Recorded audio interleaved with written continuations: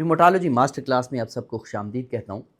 आज का जो लेक्चर है ये शायद रिमोटोलॉजी मास्टर क्लास का सबसे अहम और सबसे स्पेशल लेक्चर होगा, क्योंकि आज का जो लेक्चर है वो ईएनए पे है। तो मेरे हाथ में जो ये मैंने अभी प्रिंट निकलवाया है, ये चुगताई लैब का ईएनए प्रोफाइल है। इस वक्त ये मैं आपको दिखाऊं, क्योंकि जो पाकिस्तान में बहुत सारी लैब्स हैं जो ईएनए प्रोफाइल परफॉर्म करती हैं, लेकिन आगा खान और चुगताई का, और मैं समझता हूं कि चुगताई का ज़्यादा कॉम्प्रिहेंसिव है। तो मैं इसी को सामने रख के हम कुछ एंटीबॉडीज़ को डिस्कस करेंगे। और आज का लेक्चर इसलिए भी अहम है कि ये शायद ह्यूमटोलॉजी मास्टर क्लास का सबसे तवील लेक्चर होगा। तो ईएनए जो पैनल है, इसको समझना हर फिजिशियन के लिए ज़रूरी है। रूमेटोलॉजिस्ट के लिए तो ज़रूरी है, लेकिन फिजिशियंस के लिए भी ये ज़रूरी है। लेकिन जब हम देखते हैं तो इसे सही तरीके से समझना बहुत कम लोगों को आता है। तो मैंने अभी ज़िक्र किया है कि हम चुगताई लैब का जो ईएनए क्वांट्रेक्स आईजीजी पैनल है, इसी को बुनियाद बनाकर चलेंगे। ईद की छुट्टियां गुजरी हैं और मैं लेक्चर रिकॉर्ड नहीं कर सका। पीछे पूरा एक वीक जो गुजरा है और 2 लेक्चर मिस हुए हैं, लास्ट वेडनेसडे को भी और सैटरडे को। तो ये आज मैंने लेक्चर लाजमी रिकॉर्ड करना है, ताकि ये जो वेडनेसडे है इसको आप सबके साथ जो है वो मैं ये लेक्चर शेयर कर सकूं। तो मैं बाकायदा जो है इस लेक्चर को शुरू करते हैं। मैं कुछ यहाँ से जो है जो चुगताई लैब जो ईएनए परफॉर्म करती है, जो एंटीबॉडीज़ हैं, ये डिस्कस करूँगा। और कुछ जो है मैंने फिर पॉइंट्स जो अपने रेडी किए हैं लेक्चर के हवाले से, और कुछ एंटीबॉडीज़ जो इंटरनेशनली जो है वो ईएनए पैनल्स जो होते हैं वहाँ पे शामिल होती हैं, लेकिन पाकिस्तान में जो है कुछ लैब्स इसको स्पेशल टेस्ट के तौर पर परफॉर्म करती हैं, लेकिन जो चुगताई या आगा खान के जो ईएनए पैनल है उसमें जो है ये दोनों परफॉर्म नहीं करती। उनको भी हम जो है इस लेक्चर में शामिल करेंगे, क्योंकि वो उनके बगैर जो है ईएनए का लेक्चर जो है वो मेरे नज़दीक कंप्लीट हरगिज़ नहीं है। तो मैं ज़िक्र कर रहा था कि ये जो चुगताई के हवाले से इसलिए अहम है कि ये 23 एंटीबॉडीज़ परफॉर्म करता है। आगा खान भी आई थिंक सो 11 एंटीबॉडीज़ जो है 8 टू 11 एंटीबॉडीज़ परफॉर्म करता है। लेकिन कुछ में और लैब्स के भी ईएनए प्रोफाइल देख रहा था, वो इतने ज़्यादा जो है वो कॉम्प्रिहेंसिव नहीं थे। तो मैंने जो है ये डिसाइड किया कि हम चुगताई को बेस बनाएँगे और साथ में कुछ और जो इंटरनेशनली एंटीबॉडीज़ जो है वो परफॉर्म की जाती है उनको भी डिस्कस करेंगे। ये लेक्चर आप आराम से बैठें और तवज्जो से आपने सुनना है, क्योंकि ये लेक्चर मेरे ख्याल में ये 1.5 से 2 घंटे का होगा। तो आज के बाद इंशाल्लाह आपके सामने कोई भी ये नई रिपोर्ट आएगी तो आप उसे एक एक्सपर्ट की नज़र से जो है वो उसे पढ़ भी सकेंगे और उसको देख भी सकेंगे। तो सबसे पहले आपने कुछ बुनियादी असूल आपने ज़हन में रखने हैं, जो इस पूरे लेक्चर को जो है समझने में आपके लिए हेल्पफुल होंगे। जो ईएनए पैनल है वो एक मैप है और आप एक्सप्लोरर हैं। जैसे मैप होता है, बंदा उस मैप को देखते हुए जो है वो चल रहा होता है और वो अपनी मंजिल तक पहुंचता है। लेकिन ये नहीं है कि मैंने यहाँ से जस्ट मैप देखूं और मुझे मंजिल मिल गई, ऐसा नहीं है। मैप सिर्फ आपको रास्ता दिखाता है, लेकिन वो आपको मंजिल तक पहुंचाता नहीं। पहुंचना आपने खुद है। मंजिल तक आप पहुंचना जो है वो आपका काम है। आपकी जो क्लिनिकल आई है उसके ज़रिए से, आपकी जो हिस्ट्री लेना है, आपने हिस्ट्री टेकिंग है, आप जो एग्जामिनेशन करेंगे उसके ज़रिए से आपने मंजिल तक पहुंचना है, यानी डायग्नोसिस तक पहुंचना है। जो फिजिशियन सिर्फ जो है वो मैप देखकर मंजिल जो है वो डिक्लेयर कर दे बगैर ज़मीन पर चले, तो वो गलत जगह पहुंचता है। इसीलिए सिर्फ जो है स्क्रीनिंग पर्पज़ के लिए यानी आपने नहीं जो है ऑर्डर करना। आपने देखना है कि पहले तो आपको कोई जो है वो इंडिकेशन मिले, आपको लग रहा हो, तो फिर आपने ऑर्डर करना है। और जब आपके सामने ईएनए पैनल आएगा तो आपने इस तरीके से आपने उसको जो है एवेलुएट करना है। तो पाकिस्तान में ये बहुत बड़ा मसला है। मसला क्या है, ईएनए के लेक्चर में भी मैंने ज़िक्र किया था, आज फिर बता दूं कि ईएनए पॉजिटिव आया और जो है वो डायग्नोसिस लिख दी जाती है। तो लेकिन इंशाल्लाह आज के लेक्चर के बाद आपसे ये गलती नहीं होगी। और आज हम जिस तरीके से ईएनए को जो है ना देखेंगे और जिस तरह से हम डिस्कस करेंगे, ये आपको ईएनए के हवाले से एक आपकी क्लिनिकल जो प्रैक्टिस है उसमें बहुत ज़्यादा हेल्पफुल होगा। पहला असूल ये है कि आपने सिर्फ जो है ईएनए को देख के ही डायग्नोसिस नहीं बनाना। दूसरा बुनियादी असूल क्या है, वो ये है कि जो ईएनए पैनल है वो हमेशा ईएनए के कॉन्टेक्स्ट में इंटरप्रेट करना है। ये नहीं है कि ईएनए को नहीं करवाना, जस्ट ईएनए ही आपने पहले लिख देना है, तो ऐसा नहीं है। जो ENA एंटीबॉडीज़ हैं दरअसल वो क्या होती हैं, ANA की सब स्पेसिफिसिटीज़ हैं। जब ANA पॉजिटिव आएगा और स्पेकल्ड पैटर्न हो तो फिर आपने ENA पैनल आपने ऑर्डर करना है ताकि पता चले कि कौन सी स्पेसिफिक एंटीबॉडी है। ENA के और पैटर्न्स को हमने ANA में डिस्कस किया था। तो आपने एक और एक्सेप्शन जो है वो याद रखनी है स्पेशली कि सम टाइम ऐसा होता है जो SSA रो यानी कि एंटीबॉडी है वो क्या होता है, ANA पॉजिटिव जो है उन मरीज़ों में तो हो सकती है, लेकिन एंटी रो एंटीजन जो है वो ना, क्योंकि बेसिकली क्या है एंटी रो एंटीजन HEP2 सेल्स जो है उस पर सम टाइम जो है वो कम एक्सप्रेस होती है। इसलिए अगर आपके पास क्लिनिकल पिक्चर सामने आती है, आपको लग रहा है कि ये पेशेंट जो है वो SLE का है या शॉगरेन का हो तो और उधर से ANA नेगेटिव है, तो फिर क्या करना है आपने, एंटी SSA रो चेक करना है। क्यों? क्योंकि ऐसे पेशेंट्स हो सकते हैं जिनमें ANA, वैसे तो ANA नेगेटिव SLE भी होती है, हम इधर ही डिस्कस करेंगे। ANA नेगेटिव है और अक्सर आकाश ये होता है कि ANA नेगेटिव आता है तो लोग SLE को एक्सक्लूड कर देते हैं, इसीलिए क्लासिफिकेशन क्राइटेरिया को सामने रखना है आपने। तो अगर ANA नेगेटिव हो तो आपको सिम्टम्स और जो है मिल रही है और क्लासिफिकेशन क्राइटेरिया जो है वो फुलफिल हो रहा है SLE का, जो शॉगरेन्स का, तो फिर आपने क्या करना होता है। अकेला मेरा नहीं ख्याल कि एंटी रो जो है वो परफॉर्म किया जाता है, एंटी SSA, तो फिर ENA पैनल फिर आपको भेजना पड़ेगा ताकि आप क्या कर सकें, देख सकें एंटी SSA को। दूसरा असूल ये हो गया। तीसरा असूल क्या होना है? तीसरा असूल ये है कि जो हर एक एंटीबॉडी है उसकी सेंसिटिविटी और स्पेसिफिसिटी जो है वो मुख्तलिफ है। हाई स्पेसिफिसिटी का मतलब ये नहीं है कि पॉजिटिव आने पर कि लाजमी तौर पर हाई स्पेसिफिसिटी का मतलब है कि पॉजिटिव आने पर बीमारी का जो चांस है वो ज़्यादा है, लेकिन ये रूल इन करने के लिए अच्छी है। और हाई सेंसिटिविटी का मतलब क्या है? उसका मतलब है कि अगर ये नेगेटिव आती है तो बीमारी का जो रूल आउट करने का चांस है वो रूल आउट करने के लिए इस्तेमाल होती है, बीमारी का आने का चांस कम है। तो इसमें क्या हो गया, हाई स्पेसिफिसिटी रूल इन करने के लिए यूज़ होगी, इसको हमने पहले भी कहा था, और हाई सेंसिटिविटी रूल आउट करने के लिए यूज़ होगी। अक्सर औकात क्या होता है, हाई स्पेसिफिसिटी वाली जो एंटीबॉडीज़ होती हैं उनकी सेंसिटिविटी कम होती है, और यही वजह है कि जो नेगेटिव रिज़ल्ट आ जाए तो बीमारी को नेगेटिव रिज़ल्ट भी एक्सक्लूड नहीं करता। जैसे कि मैंने कहा कि जो है ANA नेगेटिव भी आ जाए ना फिर भी SLE हो सकती है, तो ANA नेगेटिव SLE होती है, उसको हम डिस्कस आज करेंगे। तो हम अब जो चौथाई वाला जो क्राइटेरिया है इसके ENA कॉन्टेक्स IgG पैनल के जो डिफरेंट ग्रुप्स इन्होंने बनाए हुए हैं उसी के मुताबिक ही मैंने आज का लेक्चर प्रिपेयर किया है और आपके सामने जो है वो मैं रखूँगा। लेकिन मैं कुछ और एंटीबॉडीज़ जो इंटरनेशनली हैं मैं उनको भी कवर करूँगा। अब यहाँ पे एक बात अहम है, यहाँ पे इन्होंने एंटीबॉडीज़ दी हुई हैं जो कि ऑटोइम्यून लिवर डिजीज़ के हवाले से हैं, जो अब लोग कहेंगे कि ये तो जो है आपका रिमेटोलॉजी का नहीं है, ये तो हेपेटोलॉजी में आएगी। लेकिन प्रॉब्लम यहाँ पे हम इसको बहुत ही मुख्तसर अंदाज में डिस्कस करेंगे, लेकिन डिस्कस ज़रूर करेंगे क्योंकि कुछ ओवरलैप है उसको। और मैं बताऊंगा कि एक रिमेटोलॉजिस्ट को इन एंटीबॉडी से कितना लेना देना है, कहाँ तक लेना देना है, आपने क्या देखना है और कहाँ आप देख के आपने केस रेफर कर देना है। तो दोबारा ये है कि आपको कम से कम इस हवाले से ये कन्फ्यूजन नहीं होगी कि सम टाइम अगर आप देखें इन एंटीबॉडीज़ को छेड़े ही ना और बाद में पता चलेगा कि जी ये तो जो है ग्रुप हम समझ रहे थे कि हेपेटोलॉजी में आना था, लेकिन ये तो ओवरलैप हो गया, ये रिमेटोलॉजी में भी हो सकती थी एंटीबॉडी और ये मामला हो सकता था। तो बाद में क्या होगा कि आपसे कोई ना कोई केस का जो डायग्नोसिस है वो स्किप हो जाएगा।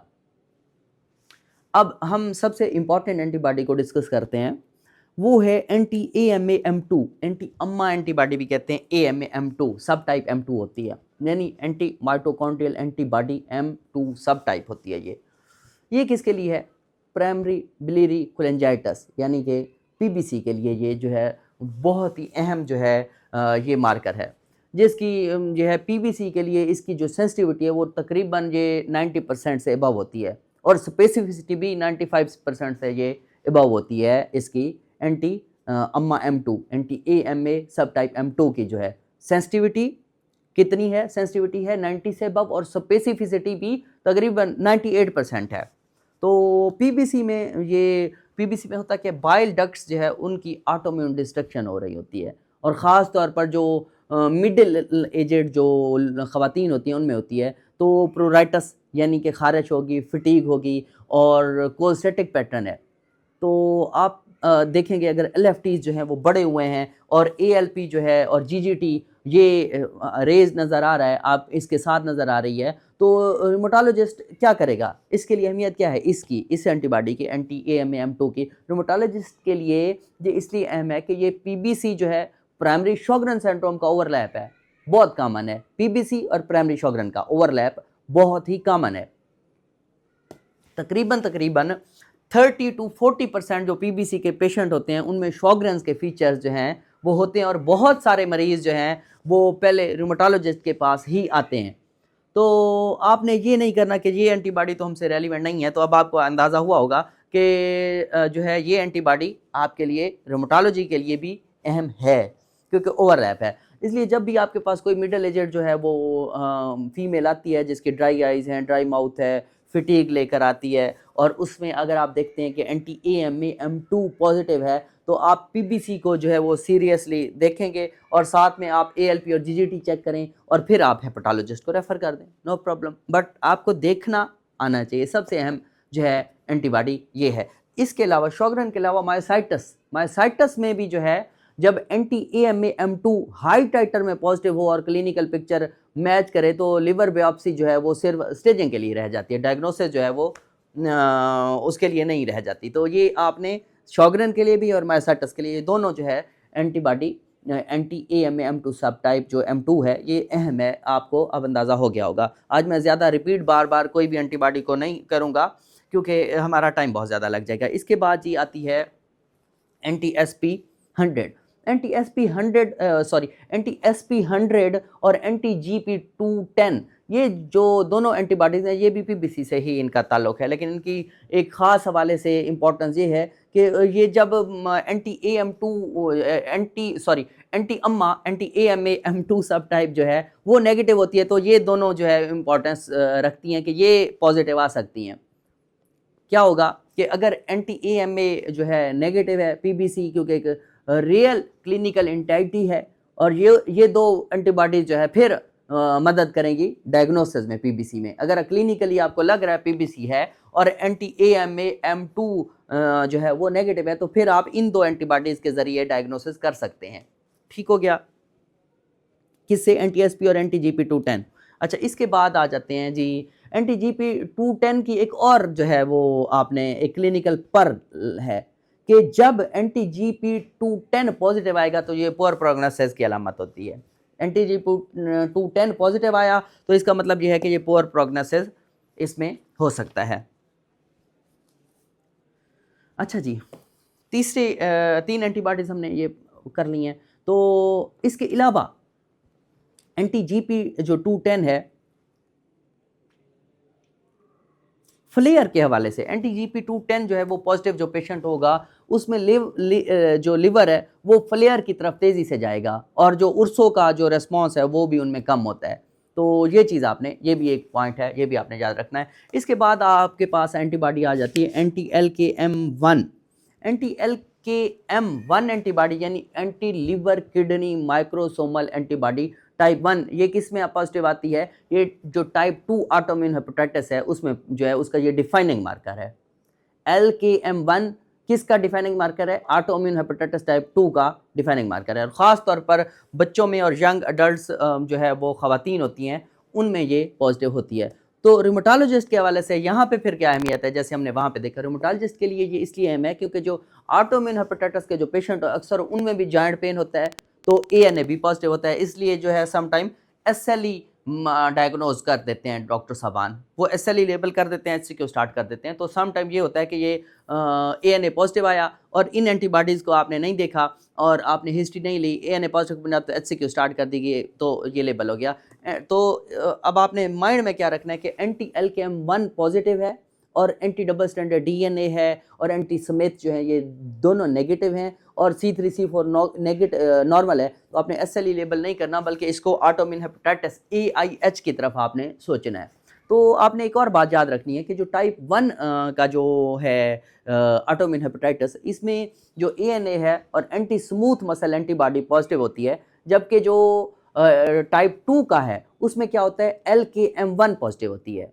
दोबारा से मैं आपको बता देता हूँ, ऑटोइम्यून हेपेटाइटिस जो टाइप 2 है उसमें LKM1 पॉजिटिव होती है, और जो आपका है ऑटोइम्यून टाइप हेपेटाइटिस 1 है उसमें क्या होगा, anti smooth muscle antibody positive होती है। ये आपने दोबारा माइंड में बिठा लेनी है बात। इसके बाद जी एक और एंटीबॉडी है anti-LC1। जो anti-LC1 एंटीबॉडी है ये भी ऑटोइम्यून लिवर डिजीज़ के हवाले से है। anti-LC1 क्या है, liver cytosol antibody type 1। anti-LC1 क्या है, लिवर साइटोसोल एंटीबॉडी टाइप 1। ये भी क्या है, ऑटोइम्यून हेपेटाइटिस टाइप 2 में मिलती है, और अक्सर औकात ये जो है किसके साथ आती है, जो हमने ऊपर एंटीबॉडी पढ़ी है anti-LKM1 के साथ आती है। और इसकी ख़ास बात क्या है कि ये डिजीज़ एक्टिविटी को रिफ्लेक्ट करती है। जो साइटोसोल एंटीबॉडी है LC1 है, ठीक है, ये किसको, जैसे double standard DNA disease activity को जो है रिफ्लेक्ट करती है इन SLE में, तो ये LC1 किसको रिफ्लेक्ट करती है, डिजीज़ एक्टिविटी को रिफ्लेक्ट करती है इन ऑटोइम्यून लिवर डिजीजेस। रिमिशन होगी तो ये LC1 कम हो जाएगी, और रिलैप्स आएगा तो ये बढ़ जाएगी। इसलिए इसे ट्रीटमेंट रिस्पॉन्स का जो है सरोगेट मार्कर भी कहा जा सकता है। तो आपने इस चीज़ को माइंड में रखना है। अब आखिरी एंटीबॉडी लिवर डिजीज़ के हवाले से SLA एंटीबॉडी जो है SLA, ये एंटीबॉडी क्या है, anti soluble liver antigen. SLA anti soluble liver antigen, ये किस में है, ये भी ऑटोइम्यून टाइप हेपेटाइटिस की जो है उस टाइप 1 में होती है। ऑटोइम्यून हेपेटाइटिस टाइप 1 में होगी, कौन सी, SLA एंटीबॉडी होगी टाइप 1 में। ये इसका हाईली स्पेसिफिक मार्कर है, और इसकी स्पेसिफिसिटी तकरीबन जैसे एंटी स्मिथ एंटीबॉडी की SLA में है स्पेसिफिसिटी 99% है, इसी तरह जो है इसकी SLA की टाइप 1 ऑटोइम्यून हेपेटाइटिस में स्पेसिफिसिटी तकरीबन 99% है। ये भी उसी तरह स्पेसिफिक है जिस तरह एंटी स्मिथ एंटीबॉडी है। तो इसकी जो पॉजिटिविटी है सवेयर डिजीज़ और रिलैप्स के साथ जो है वो अटैच होती है। अगर डिजीज़ सवेयर है तो फिर ये पॉजिटिव आएगी। जब भी आपका जो ANA है, जब भी आपका ANA और anti-SMA जो है वीक पॉजिटिव हैं और डायग्नोसिस आपका अनसर्टेन है, तो आपका जो अगर SLA की एंटीबॉडी की पॉजिटिविटी आती है तो आपने डायरेक्ट कंफर्म करना है कि ऑटोइम्यून हेपेटाइटिस टाइप 1 है।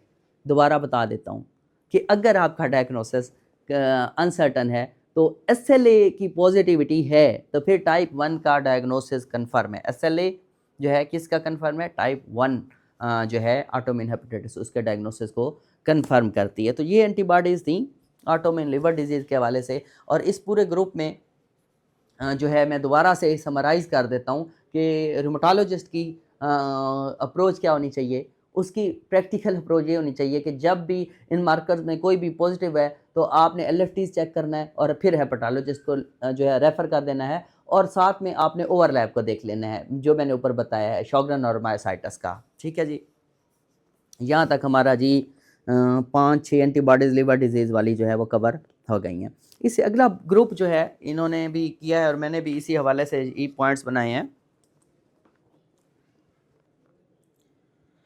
शार्प सिंड्रोम में या जो हम सॉरी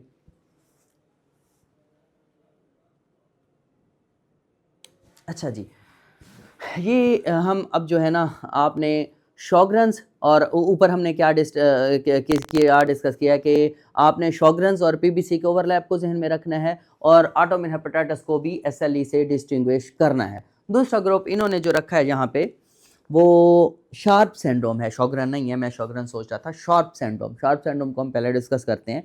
जो बेसिकली ये शार्प सिंड्रोम भी कहते हैं, और बेसिकली तो हम जो इसको MCTD mix connective tissue disorder, sharp syndrome जो है ये एक डॉक्टर के नाम पे था, तो शार्प सिंड्रोम इन्होंने मेंशन किए। हम वैसे MCTD इसको हम जो है वो बोलेंगे। MCTD के हवाले से 2 एंटीबॉडीज़ हैं, जो कि बहुत ज़्यादा अहम है। सबसे पहली एंटीबॉडी है एंटी U1 SNRNP, यानी anti U1 ribo nucleoprotein MCTD का ये क्या है, हॉलमार्क एंटीबॉडी है। दोबारा से आपको मैं रिपीट करता हूँ, ये सबसे अहम एंटीबॉडी है। एंटी U1 SNRNP क्या है, मिक्स कनेक्टिव टिश्यू डिसऑर्डर का या मिक्स कनेक्टिव टिश्यू डिजीज का हॉलमार्क एंटीबॉडी है। यानी इस एंटीबॉडी के बगैर MCTD का डायग्नोसिस कतई नहीं हो सकता। MCTD पे भी अलग से हम जब जाएंगे तो उस पर डिस्कस करेंगे। ये एक ओवरलैप सिंड्रोम है जिसमें कुछ डिजीजेस का जो है वो मिक्सचर होगा, SLE होगी, सिस्टेमिक स्क्लेरोसिस होगा, पोलियोमाइसाइटिस के फीचर्स होंगे, आपको इकट्ठे जो है MCTD में सबके मिलेंगे। और क्लासिक फीचर्स क्या होंगे इसमें, जिनको हम बाद में डिस्कस करेंगे। यहाँ पे मैं सिर्फ जो है वो 2-3 लाइंस में ही समराइज़ करूँगा। इसमें क्लासिक फीचर रेनाल्ड्स फिनोमिना होगा, पफी हैंड होंगे, इन्फ्लेमेटरी आर्थराइटिस होगी, एसोफेजियल डिसमोर्टेलिटी होगी, मायोसाइटिस के फीचर होंगे, पल्मोनरी आर्टरी हाइपरटेंशन हो सकती है, ILD हो सकती है। तो यहाँ एक अहम डिस्कशन जो है हमने इस हवाले से समझनी है, क्योंकि यहीं से चीज़ें मिक्स होती हैं। उस बारे में मैं आता हूँ। सबसे पहले जो एंटीबॉडी है और सबसे अहम है, हॉलमार्क एंटीबॉडी है एंटी U1 SNRNP। ये क्या है, SLE में भी पॉजिटिव हो सकती है, लेकिन वहाँ पे अक्सर ये क्या है, डबल स्टैंडर्ड DNA के साथ पॉजिटिव होती है, जबकि जो प्योर MCTD है यहाँ पे एंटी DS DNA जो है वो नेगेटिव होता है। और ये जो एंटी U1 SNRNP का जो टाइटर है वो बहुत ज़्यादा हाई होता है। डायग्नोसिस इसका जो है उसका फ़र्क को क्लियर करने में हमें किस तरह से जो है वो पता चलेगा कि अगर ये पॉजिटिव है हाई टाइटर के साथ तो ये MCTD में होगी, और अगर ये पॉजिटिव है लेकिन साथ में डबल स्टैंडर्ड DNA पॉजिटिव है या एंटी स्मिथ एंटीबॉडी पॉजिटिव है, और साथ में आप देखते हैं कि जो आपको कोई और फीचर्स नहीं मिल रहे, रेनार्ड्स नहीं मिल रहा या कोई और इस तरह के MCTD के फीचर नहीं मिल रहे, तो फिर और टाइटर लो है इसका तो फिर SLE है। और टाइटर हाई है और डबल स्टैंडर्ड DNA नेगेटिव है और रेनार्ड्स मिल रहा है और बाकी आपको फीचर्स मिल रहे हैं, तो फिर क्या है, ये फिर MCTD है। इस बात का आपने बहुत ज़्यादा ख्याल रखना है। MCTD जो है ना, इसमें एक और चीज़ भी अभी मैंने ऊपर भी जिक्र किया, इसमें आपने इसका भी जो है वो जिक्र करना है कि एक तो MCTD में ऊपर मैंने ILD का भी बताया, पल्मोनरी आर्टरी हाइपरटेंशन भी जो है वो भी मौजूद हो सकती है। तो जो एंटी U1 SNRNP है, ये पॉजिटिव अगर मरीज़ है उसमें, मतलब हाई टाइटर के साथ है, ये एंटीबॉडी पॉजिटिव है, तो आपने हर पेशेंट की जो है इकोकार्डियोग्राफी जो है आपने लाजमी ऑर्डर करनी है, ताकि अर्ली पल्मोनरी आर्टरी हाइपरटेंशन जो है वो डिटेक्ट हो सके। अर्ली PH को डिटेक्ट करने के लिए जब भी ये एंटीबॉडी, ये क्लिनिकल पर्ल है, अगर एंटी U1 SNRNP पॉजिटिव आती है तो आपने क्या करना है, हर पेशेंट को, चाहे उसको कोई प्रॉब्लम नहीं है, सिर्फ स्क्रीनिंग के लिए आपने इकोकार्डियोग्राफी करवानी है। और बहुत सारे कंडीशंस ऐसी होती हैं जहां आप इकोकार्डियोग्राफी लिखते हैं और HRCT चेस्ट आप स्क्रीनिंग कर लिए, फर्स्ट विजिट पे ही करवाता हूं और मैं करवाता हूं। और अक्सर अक्सर पेशेंट्स हमसे क्वेश्चन करते हैं कि सर मुझे ये प्रॉब्लम है, मुझे तो दिल की मसला ही नहीं है, मैं तो एक यंग पेशेंट है, आप उसकी इकोकार्डियोग्राफी क्यों करवा रहे हैं या HRCT क्यों करा रहे हैं? तो हमने जो है, अगर ये एंटीबॉडी पॉजिटिव है तो अर्ली PH डिटेक्ट करने के लिए आपने इकोकार्डियोग्राफी करवानी है। दूसरे नंबर पे है जी anti Smith antibody. Anti Smith यानी कि एंटी SM, जो कि SLE का पैथोग्नोमिक मार्कर है। और इसकी भी स्पेसिफिसिटी, जैसे मैंने उधर ऊपर बताया, इसकी भी स्पेसिफिसिटी 99% से भी ज़्यादा है, लेकिन इसकी सेंसिटिविटी जो है वो 20-30% होती है। इसका मतलब क्या है, इस के सेंसिटिविटी 20-30% है, स्पेसिफिसिटी 99% से भी ज़्यादा है। यानी कि जब ये पॉजिटिव हो तो SLE प्रैक्टिकली कन्फर्म है। लेकिन नेगेटिव होना जो है वो SLE, ये अगर नेगेटिव है तो फिर भी SLE रूल आउट नहीं है, रूल आउट नहीं करेंगे, ठीक है। तो आपने इस बात को भी जो याद रखना है। लेकिन जैसे हम ऊपर जिक्र कर रहे थे, जो DSDN है वो डिजीज़ एक्टिविटी के साथ कोरिलेट करता है, लेकिन जो एंटी स्मिथ एंटीबॉडी है ये जो है उसके साथ डिजीज़ एक्टिविटी के साथ कोरिलेट नहीं करती। और ये MCTD में भी पॉजिटिव होती है, SLE में भी जो है वो पॉजिटिव होती है, लेकिन ये सिर्फ डायग्नोसिस के तौर पर यूज़ की जा सकती है। मॉनिटरिंग में इसका कोई रोल नहीं है। आपने ये नहीं करना कि SLE या MCTD के मॉनिटरिंग में आप इसको बार बार रिपीट करें। ये दो एंटीबॉडीज MCTD के हवाले से थी। अब आ जाता है जी SLE। SLE में भी हम जो है ना जो इम्पोर्टेंट एंटीबॉडीज़ हैं उसको डिस्कस करेंगे ज़रा डिटेल के साथ, और बाकी जो एंटीबॉडीज़ होंगी उनको हम ऐसे जो है वो शॉर्ट जो है वे में देखते जाएंगे। सबसे पहले SLE में एंटी स्मिथ जो है, ऊपर हमने उसका भी डिस्कस किया उसको, और वो SLE में एंटी स्मिथ ही सबसे अहम है, लेकिन यहाँ पे हम जो है मज़ीद एंटीबॉडीज़ जो है उनको भी डिस्कस करेंगे। सबसे पहले हम डिस्कस करते हैं एंटी डबल स्टैंडर्ड डीएनए यानी एंटी डीएस डीएनए। ये क्या है? SLE के सबसे अहम एंटीबॉडी है एंटी डबल स्टैंडर्ड डीएनए। क्यों? क्योंकि इससे SLE की जो एक तो डायग्नोसिस में भी ये हेल्पफुल है, दूसरा डिजीज़ एक्टिविटी मॉनिटरिंग में भी ये हेल्पफुल है, और इसकी SLE के लिए स्पेसिफिसिटी जो है 95 से 99% है, लेकिन इसकी सेंसिटिविटी जो है, इसकी सेंसिटिविटी भी ज़्यादा बेटर है, 70 to 80% होती है। स्पेसिफिसिटी कितनी है? 95 से 99% है, और सेंसिटिविटी 70 to 80% है। डायग्नोसिस में नहीं, सिर्फ डायग्नोसिस में यूज़ नहीं होगी, ये डिजीज़ एक्टिविटी में भी रियल टाइम मार्कर है। तो जब भी इसका जो टाइटर है वो ऊपर जाएगा तो आप कह सकते हैं कि फ्लेयर है, और जब भी इसका टाइटर जो है वो नीचे आएगा तो आप कह सकते हैं रिमिशन है, या डिजीज़ लो डिजीज़ एक्टिविटी है, इम्प्रूवमेंट है। अच्छा, एंटी डीएस डीएनए जो है ना, इसका जो है ना आपने अकेला इसको नहीं देखना, आपने इसको हमेशा C3 और C4 के साथ मिलकर देखना है, और हम जो है नेक्स्ट लेक्चर में C3 C4 को डिस्कस करेंगे। तो एक्टिव SLE जब भी होगी ना, अभी मैंने ऊपर भी जिक्र किया, क्या होगा एक्टिव SLE में जो है ना इनवर्स रिलेशनशिप होगा, double standard DNA active SLE में ज़्यादा होगा, C3 C4 जो है वो लो होंगे। और यही जो है सबसे जो है रीनल फ्लेयर जो होता है ना SLE में, उसकी भी सबसे जो ट्रस्टेबल वार्निंग है वो भी यही कॉम्बिनेशन होता है। कौन सा? कि ये डबल स्टैंडर्ड डीएनए ऊपर, C3 C4 जो है वो नीचे, अगर जो है LN है तो ये जो यूलार का जो SLE का मैनेजमेंट की जो गाइडलाइंस हैं, उनके मुताबिक भी जो डबल स्टैंडर्ड डीएनए है और जो कॉम्प्लीमेंट लेवल्स हैं, इनको आपने हर 3 से 6 महीने बाद जो है वो लाज़मी तौर पर मॉनिटर करना है। SLE के जब हम उसमें जाएँगे तो हम इसको डिस्कस करेंगे। मैंने कुछ दिन पहले एक वीडियो भी लगाई थी कि SLE में हमने कौन-कौन से टेस्ट करवाने होते हैं। तो पाकिस्तान में जो है हम डबल स्टैंडर्ड डीएनए की टेस्टिंग के हवाले से एक आपने प्रैक्टिकल बात याद रखनी है, और मैं तो लाज़मी पेशेंट को कहता हूँ, लेकिन पेशेंट कहता है डॉक्टर साहब आपने ये टेस्ट पहले भी कराया था, फिर बार-बार करवाते रहते हैं। तो ये जो डबल स्टैंडर्ड डीएनए आपने जो है हर 3 से 6 महीने बाद लाज़मी तौर पर इसका डबल स्टैंडर्ड डीएनए को करवाना है। जब भी आपने डबल स्टैंडर्ड डीएनए है, जब ये ईएनए प्रोफाइल, क्योंकि चुगताई का मैं सामने रख रहा हूँ तो इसमें मैं आपको एक बात समझा देता हूँ। जब आपने डबल स्टैंडर्ड डीएनए ऑर्डर किया ईएनए प्रोफाइल में, तो सम टाइम ये होगा कि आपको डबल स्टैंडर्ड डीएनए यहाँ पे नेगेटिव या बॉर्डर लाइन वीक पॉजिटिव मिल सकता है। माइट भी आप अलग से डबल स्टैंडर्ड डीएनए ऑर्डर करें तो वो बहुत ही 200 प्लस आएगा।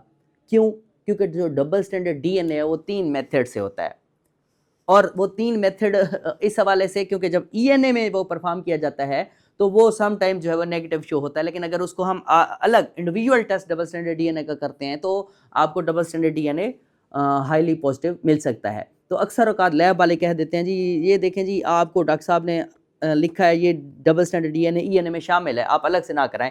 सम टाइम ये नीड फील होती है कि आप जो है डबल स्टैंडर्ड डीएनए को अलग से आपको वैसे मॉनिटरिंग में भी करवाना पड़ जाता है, और सम टाइम ये है ईएनए प्रोफाइल में जो ये एंटीबॉडीज़ कवर कर रहे होते हैं यहाँ पे नेगेटिव है, तो इसका हरगिज़ ये मतलब नहीं है कि आप को क्लिनिकली पिक्चर मिल रही है तो आप SLE को जो है वो एक्सक्लूड कर दें।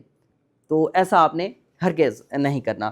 तो जो 3 मेथड हैं उसमें कौन सा है? क्रेथिडिया लॉसिली इम्यूनोफ्लोरेसेंस, ये सबसे स्पेसिफिक होता है। ये इसके बाद इलाइज़ा के ज़रिए, ये जो है वो ज़्यादा अवेलेबल होता है, सेंसिटिव भी होता है, लेकिन जो इलाइज़ा है वो फॉल्स पॉजिटिव दे सकता है। इसके अलावा जो सबसे ज़्यादा परफॉर्म किया जाता है, बहुत रिलायबल भी है, वो FAR-SA है, लेकिन रेडियो एक्टिव होता है इसलिए जो है वो रूटीनली यूज़ नहीं होता। 3 मेथड हैं डबल स्टैंडर्ड डीएनए को परफॉर्म करने के।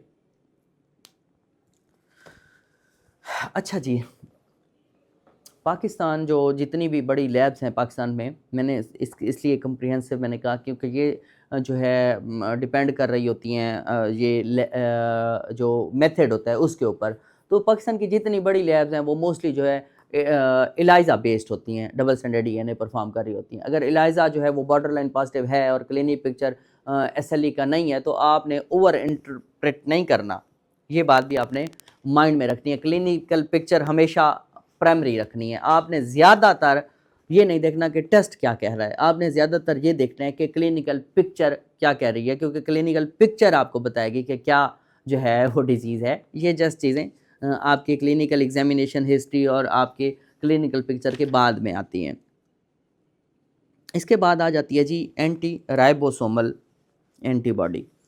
एंटी राइबोसोमल पी यानी एंटी राइबोसोमल पी प्रोटीन जो एंटीबॉडी है, ये एसएलई में हो सकती है, होती है, और इसका जो है ना एक स्पेसिफिक रिलेशन है न्यूरोसाइकेट्रिक एसएलई के साथ, एनपीएसएलई जिसे कहते हैं। जो लुपस साइकोसिस है, शदीद पेशेंट को डिप्रेशन है, कॉग्निटिव डिसफंक्शन है, तो ये उस एंटीबॉडी के साथ ये चीज़ें जुड़ी होती हैं। अगर एक पेशेंट है तो उसको लुपस का पेशेंट है, उसको सीवियर वो कहता है जी मुझे डिप्रेशन स्टार्ट हो गया, साइकोसिस है, कॉग्निटिव डिसफंक्शन है, तो आप ये एंटीबॉडी उसमें चेक करें तो माइट भी आपको ये एंटीबॉडी पॉजिटिव मिल सकती है। और अगर ये एंटीबॉडी आपने पहले ही देख ली ये पॉजिटिव है, तो आप इस हवाले से ज़रा जो है पेशेंट को काउंसलिंग भी करेंगे और नज़र भी रखेंगे कि इस पेशेंट को जो है डिप्रेशन या एंग्जाइटी या साइकोसिस का चांस कम से कम बने, ताकि ये आपको पहले ही एंटीबॉडी इंडिकेट कर देगी कि इस पेशेंट में जो है साइकोसिस का चांस ज़्यादा है। इसकी भी जो स्पेसिफिसिटी है वो काफ़ी ज़्यादा है, 95 से 99% जो है 95 से 99% जो है इसकी स्पेसिफिसिटी है, लेकिन सेंसिटिविटी इसकी भी कम होती है।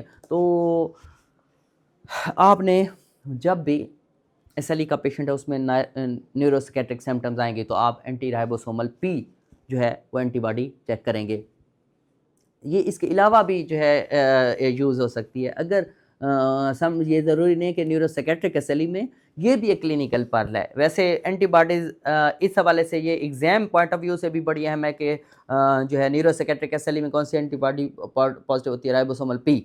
और इसके अलावा ये लुपस हेपेटाइटिस में भी जो है ये एसोसिएटेड है एंटीबॉडी, तो इस हवाले से भी आपने याद रखना है। इसके बाद है जी एंटी पीसीएनए। एंटी पीसीएनए क्या है? Anti proliferating cell nuclear antigen. ये एसएलई में मिलती है लेकिन बहुत रेयर है, तकरीबन ये मेरे ख्याल से 3 to 5% जो पेशेंट होते हैं उनमें पॉजिटिव आती है।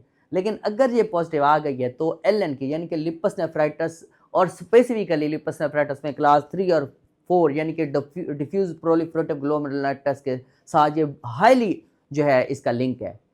दोबारा रिपीट कर देता हूँ, अगर एंटी पीसीएनए पॉजिटिव आई तो आप समझ लें कि इस पेशेंट में एलएन का चांस बहुत ज़्यादा है, और ग्रेड 3 और 4 जो है उसमें ग्लोमेरुलोनेफ्राइटिस का चांस, डिफ्यूज प्रोलिफरेटिव ग्लोमेरुलोनेफ्राइटिस का चांस बहुत ज़्यादा है। रीनल बायोप्सी अगर ये पॉजिटिव आ गई है तो आपने रीनल बायोप्सी लाजमी करवानी है, और आपने नेफ्रोलॉजी जो है कंसल्टेशन भी ज़रूर लेनी है।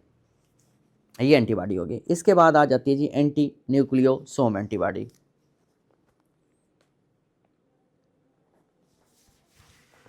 एंटी न्यूक्लियोसोम ये एंटीबॉडी क्या है? एंटी डबल स्ट्रैंडेड डीएनए और हिस्टोन के जो है कॉम्प्लेक्स के अगेंस्ट बनती है, और अर्ली एसएलई में जो है न्यूक्लियोसोम एंटीबॉडी जो है डबल स्ट्रैंडेड डीएनए से भी ज़्यादा सेंसिटिव हो सकती है। यानी क्या हो सकता है कि एसएलई है जो है अभी इब्तदाई स्टेजेस पे है, जब एंटी डबल स्ट्रैंडेड डीएनए अभी नेगेटिव है तो आपको न्यूक्लियोसोम एंटीबॉडी जो है एंटी न्यूक्लियोसोम एंटीबॉडी वो जो है पॉजिटिव मिल सकती है। तो इस हवाले से ये अहम है कि ये अर्ली स्टेजेस पे भी जो है वो डिज़ीज़ डिटेक्ट करने में आपके लिए अहम हो सकती है। तो ये एक अहम क्लिनिकल पर्ल है, आपने इसको याद रखना है कि अर्ली डायग्नोसिस में एंटी न्यूक्लियोसोम एंटीबॉडी हेल्पफुल होती है।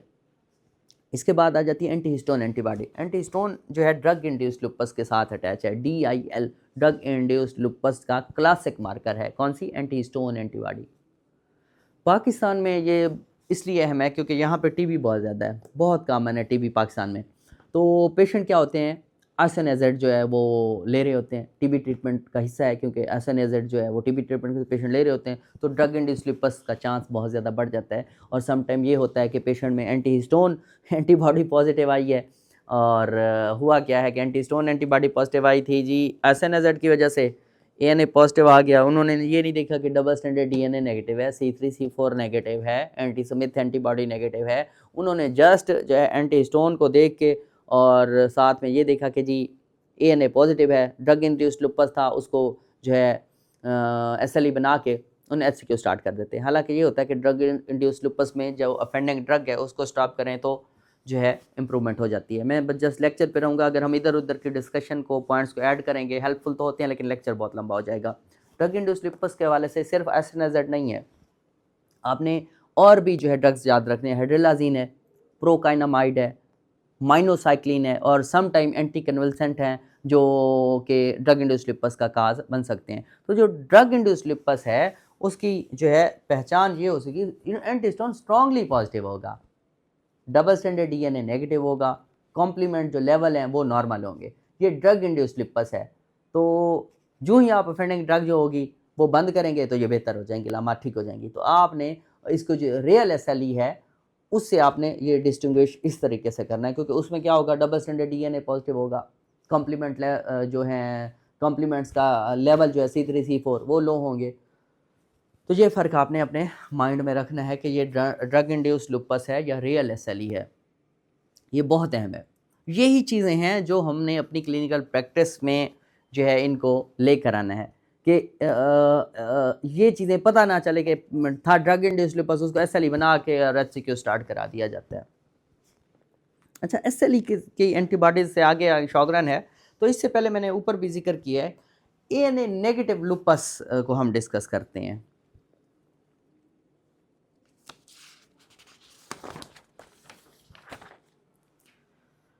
हिस्ट्री जो ANA नेगेटिव लुपस है ये यू कैन से कि ये हो ही नज़रअंदाज जाता है, ओवरलुक्ड टॉपिक है, अहम है, इम्पॉर्टेंट बट ओवरलुक्ड टॉपिक। ये डिस्कशन जो है वो मैं इसलिए करना चाहता हूँ कि जो मोस्टली टेक्स्ट बुक्स हैं उनमें बहुत ही जो है ये मुख्तसर अंदाज में कवर की जाती है, शॉर्ट वे में, लेकिन क्लिनिकल प्रैक्टिस में बहुत अहम है, क्योंकि जो ANA नेगेटिव लुपस है वो क्यों होता है, कैसे होता है, उसका जो है ना थोड़ा सा हम उसको डिस्कस करते हैं। जो स्टैंडर्ड ANA टेस्टिंग है उसमें HEP2 सेल्स हैं, उनमें डायरेक्ट जो अमीनोफ्लोरेसेंस से होते हैं, ठीक है, आप इस चीज़ को माइंड में रखें। लेकिन जो कुछ SLE एंटीबॉडीज़ हैं जैसे कि anti-SSA रो, ख़ास तौर पर रो में भी कौन सा 52 kD HEP2 सेल्स पर या तो होते नहीं हैं या बहुत कम एक्सप्रेस होती हैं, इसलिए समटाइम क्या होगा, ANA नेगेटिव होगा, लेकिन क्या होगा, पेशेंट को SLE होगी। तकरीबन 3 to 5% जो SLE के पेशेंट होते हैं उनमें ANA स्टैंडर्ड टेस्टिंग पर नेगेटिव होता है, लेकिन उनको फिर भी जब आप SLE का जो क्लासिफिकेशन क्राइटेरिया है तो उसको देखेंगे तो आपको पता चलेगा कि पेशेंट के जो पॉइंट्स हैं वो क्राइटेरिया फुलफिल कर रहे हैं और पेशेंट को SLE है। तो आपने ये नहीं करना कि आप देखें जी ANA तो नेगेटिव आ गया, इधर से पेशेंट बेशक बताता रहे जी मुझे सामने बैठा बटरफ्लाई रैश है, समटाइम लैब भी जो है वो उनका भी एरर हो सकता है। तो ये ना हो कि वो उसके पास क्लासिक फीचर हो, बटरफ्लाई रैश हो, फोटो सेंसिटिविटी हो, जॉइंट पेन है, साइटोपिनियाज हो, रीनल इन्वॉल्वमेंट हो, लेकिन आप कहें जी क्योंकि इधर ANA नेगेटिव आ चुका है तो जो है ना आपको SLE हरगिज़ नहीं है। तो ANA नेगेटिव SLE हो सकती है, तो हाँ आपने घबराना बिल्कुल भी नहीं है, आपने क्लासिफिकेशन क्राइटेरिया जो है उसको वो करना है। दोबारा से मैं वो समराइज़ कर देता हूँ, anti-SSA रो, anti-SS ला, एंटी डबल स्टैंडर्ड DNA आपने भेज देना है, और स्पेशली एंटी रो कौन सा, उसमें 52 kD। तो आप देखेंगे कि इनमें से कोई ना कोई तो पॉजिटिव निकल आएगा, ज़रूरी नहीं है कि ANA नेगेटिव है तो डबल स्टैंडर्ड DNA पॉजिटिव आ जाएगा, रो ला में से कोई पॉजिटिव आ जाएगा, क्लिनिकल पिक्चर होगी तो क्लिनिकल फीचर अगर पूरे होते हैं तो ANA नेगेटिव SLE आपने डायग्नोज करें। और जो यूलार का 2019 का क्राइटेरिया है, क्लासिफिकेशन क्राइटेरिया, उसकी स्कोरिंग को देखते हुए आप डायग्नोसिस अपना कंप्लीट करें, उसको यूज़ करें आप स्कोरिंग क्राइटेरिया को। ANA पॉजिटिविटी जो है उस क्लासिफिकेशन क्राइटेरिया में जस्ट जो क्या है, एंट्री क्राइटेरियन है, ठीक है। तो ANA कोई ये नहीं है कि आप ANA के बगैर SLE डायग्नोज नहीं करते। 2019 का जो क्लासिफिकेशन क्राइटेरिया SLE का, उसमें क्या है, ANA जस्ट एंट्री क्राइटेरियन है, और अगर ये नहीं है लेकिन दूसरे क्राइटेरिया पूरे हैं तो भी डायग्नोसिस हो सकता है। तो ANA नेगेटिव SLE बिल्कुल हो सकती है। ये जी SLE यहाँ पे हमारी कंप्लीट हो गई। इसके बाद है जी एंटीबॉडीज़ जो हैं रिलेटेड टू शॉगरेन सिंड्रोम। यहाँ पे जो है ना हमने एंटी रो और एंटी ला को देखना है। और एंटी रो में फिर दो हैं, मैंने आपको बताया 52 kd और 62 kd। चुगताई ने इसको चौथे नंबर पे रखा है, हमने भी इसके मुताबिक ही चलना है अभी इन एंटीबॉडीज़, और एंड पे मैं उन एंटीबॉडीज़ को डिस्कस करूंगा जो इसमें शामिल नहीं है। शॉगरेन सिंड्रोम में एंटी एसएसए रो 62 जो है वो शॉगरेन सिंड्रोम का 62 सॉरी कह रहा हूँ 60 एंटी एसएसए रो 60 kd जो है वो शॉगरेन सिंड्रोम का मेन मार्कर है। प्राइमरी शॉगरेन है, ड्राई आइज होंगी, ड्राई माउथ होगा, और साथ में जो है 62 kd एंटी रो पॉजिटिव आ गया तो डायग्नोसिस जो है वो स्ट्रांगली आपका कंफर्म हो गया। ये चीज़ें, तीन चीज़ें, 60 एंटी रो में 60 kd, dry eyes, dry mouth, तो ये क्या करेगा, स्ट्रांगली सपोर्ट करेगा प्राइमरी शॉगरेन सिंड्रोम को। एशिया और जूलार, जहाँ भी हमने आपने डिजीज़ डायग्नोज करनी, इन रूमेटोलॉजी भी यूज़ जो है क्लासिफिकेशन क्राइटेरिया, बट आपने इन चीज़ों को मद्देनज़र रखना है। जो एसीआर और जूलार का जो क्लासिफिकेशन क्राइटेरिया शॉगरेन के हवाले से, उसके मुताबिक एंटी रो पॉजिटिविटी को 3 पॉइंट्स दिए गए हैं, जो सबसे ज़्यादा पॉइंट्स हैं किसी भी सीरोलॉजिकल जो क्राइटेरियान है उसमें। तो ये नहीं है कि आपका ये 60 kd पॉजिटिव आया है और फिर आप अकेले ही आप फीचर्स देखने हैं, फिर ये नहीं है कि जस्ट 60 एंटी रो 60 kd पॉजिटिव आ गया है तो आपने फिर भी प्राइमरी शॉगरेन नहीं डायग्नोज करना, फिर आपने फिर क्लिनिकल पिक्चर को देखना है। लेकिन यहाँ पे एक अहम क्लिनिकल पर्ल आपके साथ शेयर करता हूँ जो हर फिजिशियन को याद होनी चाहिए कि जो एंटी एसएसए रो 60 kd है, पॉजिटिव है, वो जो फीमेल होती है, मेरे पास काफ़ी सारे पेशेंट आए, उनके दौरान क्या होता है, फीटल इकोकार्डियोग्राफी जो है वो बहुत ज़्यादा ज़रूरी होती है, क्योंकि ये जो एंटीबॉडी है ये प्लेसेंटा क्रॉस करती है, फीटल हार्ट कंडक्शन जो सिस्टम है उसको अफेक्ट कर सकती है, जिससे क्या हो सकता है, कंजेनिटल हार्ट ब्लॉक। ये क्लिनिकल पॉइंट ऑफ व्यू से भी बहुत अहम है और एग्जामिनेशन पॉइंट ऑफ व्यू से भी बहुत अहम है, क्योंकि इसमें क्या होता है, जो न्यूनेट्स होते हैं उनमें परमानेंट पेस मेकर की ज़रूरत जो है वो बहुत ज़्यादा बढ़ सकती है। तो इसलिए आपने इस, अगर कोई पेशेंट आई है आपके पास, उसमें जो है चाहे ये नहीं है, आपने एंटीबॉडी को इस, जहाँ पे एंटीबॉडी को याद रखना है, अगर एक पेशेंट है एसएलई की, उसमें एंटी रो 60 kd पॉजिटिव है, तो आप जब वो ये, क्योंकि यंग फीमेल होती हैं, चाइल्ड बेयरिंग एज की होती हैं, आप उसे कहेंगे कि आप प्रेगनेंसी जब प्लान कर रहे हैं, रिमिशन में पेशेंट है, प्रेगनेंसी प्लान कर रही है, प्रेग्नेंट है, तो आपने उसे कहना है कि आपने जो है वो फीटल इको जो है लाजमी तौर पर करवानी है, क्योंकि जो यूलार का क्राइटेरिया है ना प्रेगनेंसी का, इन रूमेटिक डिजीज़ यूलार का क्राइटेरिया, रूमेटिक डिजीज़ गाइडलाइंस हैं प्रेगनेंसी के हवाले से, उसके मुताबिक जो एंटी एसएसए पॉजिटिव पेशेंट होती हैं उनमें फीटल इकोकार्डियोग्राफी करानी होती है 16वें हफ्ते से लेकर 28वें हफ्ते तक, 16 से लेकर 28 वीक के दरमियान जो है आपने फीटल इको करवानी होती है। मैं ज़रूर करवाता हूँ। पाकिस्तान में बहुत सारे फिजिशियंस को इस हवाले से जो है अवेयरनेस नहीं है, और यही वजह है कि क्या होता है, जो प्रिवेंटेबल केसेस जो हैं वो मिस हो जाते हैं। तो इस हवाले से आपने बहुत ज़्यादा ये बात माइंड में रखनी है। और जो न्यूनेटल लुपस है उसमें भी बच्चे को बर्थ के बाद जो है वो एंटी एसएसए जो है वो एंटीबॉडीज़ जो है वो क्योंकि मदर से जो है वो ट्रांसफ़र होती हैं, तो फिर क्या होता है, ट्रांजिएंट रैश हो सकता है, लिवर इन्वॉल्वमेंट हो सकती है, साइटोपेनियाज हो सकते हैं। लेकिन ये क्या होता है, 6 से 8 महीनों में खुद ब खुद ठीक हो जाते हैं और मैटरनल एंटीबॉडीज़ जो है वो क्लियर हो जाती हैं। ये हो गई जी 60 kd एंटी एसएसए रो 60 kd। अब है एंटी एसएसए रो 52 kd, इसको हम टिम 21 भी कहते हैं। ये शॉगरेन के अलावा, अब ये एंटीबॉडी जो है वो शॉगरेन के अलावा जो है एंटी सेंथिटेज सिंड्रोम में भी पॉजिटिव हो सकती है, मायोसाइटस में भी हम जो है वो देख सकते हैं इसको, क्योंकि यही एंटीबॉडी, क्योंकि एंटीबॉडी सॉरी एक है वो डिफरेंट ऑटोमेटिज्म में पॉजिटिव हो सकती है। तो फिर क्लिनिकल पिक्चर और इधर आप जब इन सारी चीज़ों को सामने रखेंगे फिर आपको समझ लगेगी। तो जो एंटी रो 52 kd है, ट्रिम एंटीबॉडी भी हम इसको कहते हैं, ये शॉगरेन के अलावा भी पॉजिटिव हो सकते हैं, एंटी सेंथिटेज सिंड्रोम में और मायोसाइटस में पॉजिटिव हो सकती है। क्योंकि यहाँ पे ये डिस्टिंक्शन बहुत अहम है कि जब आपका रो 52 पॉजिटिव है और रो 60 जो है वो नेगेटिव है, तो फिर आपने जो है वो सिर्फ शॉगरेन का नहीं सोचना, बल्कि आपने मायोसाइटस का वर्कअप भी करवाना है। 52 पॉजिटिव है, 60 नेगेटिव है, तो फिर आपने नहीं कहना कि ये सिर्फ वो है। सम टाइम ये होता है कि आपको जो मायोसाइटस रिलेटेड एंटीबॉडी नहीं मिली, ये मिल रही है, लेकिन अगर पेशेंट है वो बता रहा है मुझे मसल वीकनेस हो रही है, तो आप मायोसाइटस का वर्कअप करा सकते हैं। ठीक है, अच्छा ये चीज़ हो गई। एंटी रो के बाद जी एंटी ला को हम डिस्कस करेंगे।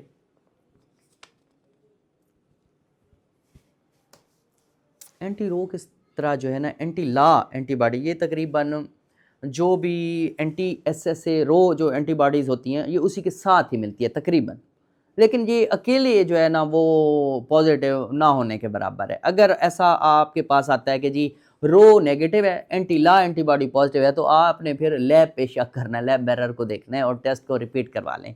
ये नहीं होगा कि एंटी ला एंटीबॉडी पॉजिटिव है, एंटी रो जो है वो नेगेटिव आ गई है, तो फिर आप कहें कि जी नहीं जी ये तो फिर प्राइमरी सेकेंडरी शॉगरेन है, या ये कोई एसएलई है, या ये कोई मायोसाइटस है, या ये कुछ और है।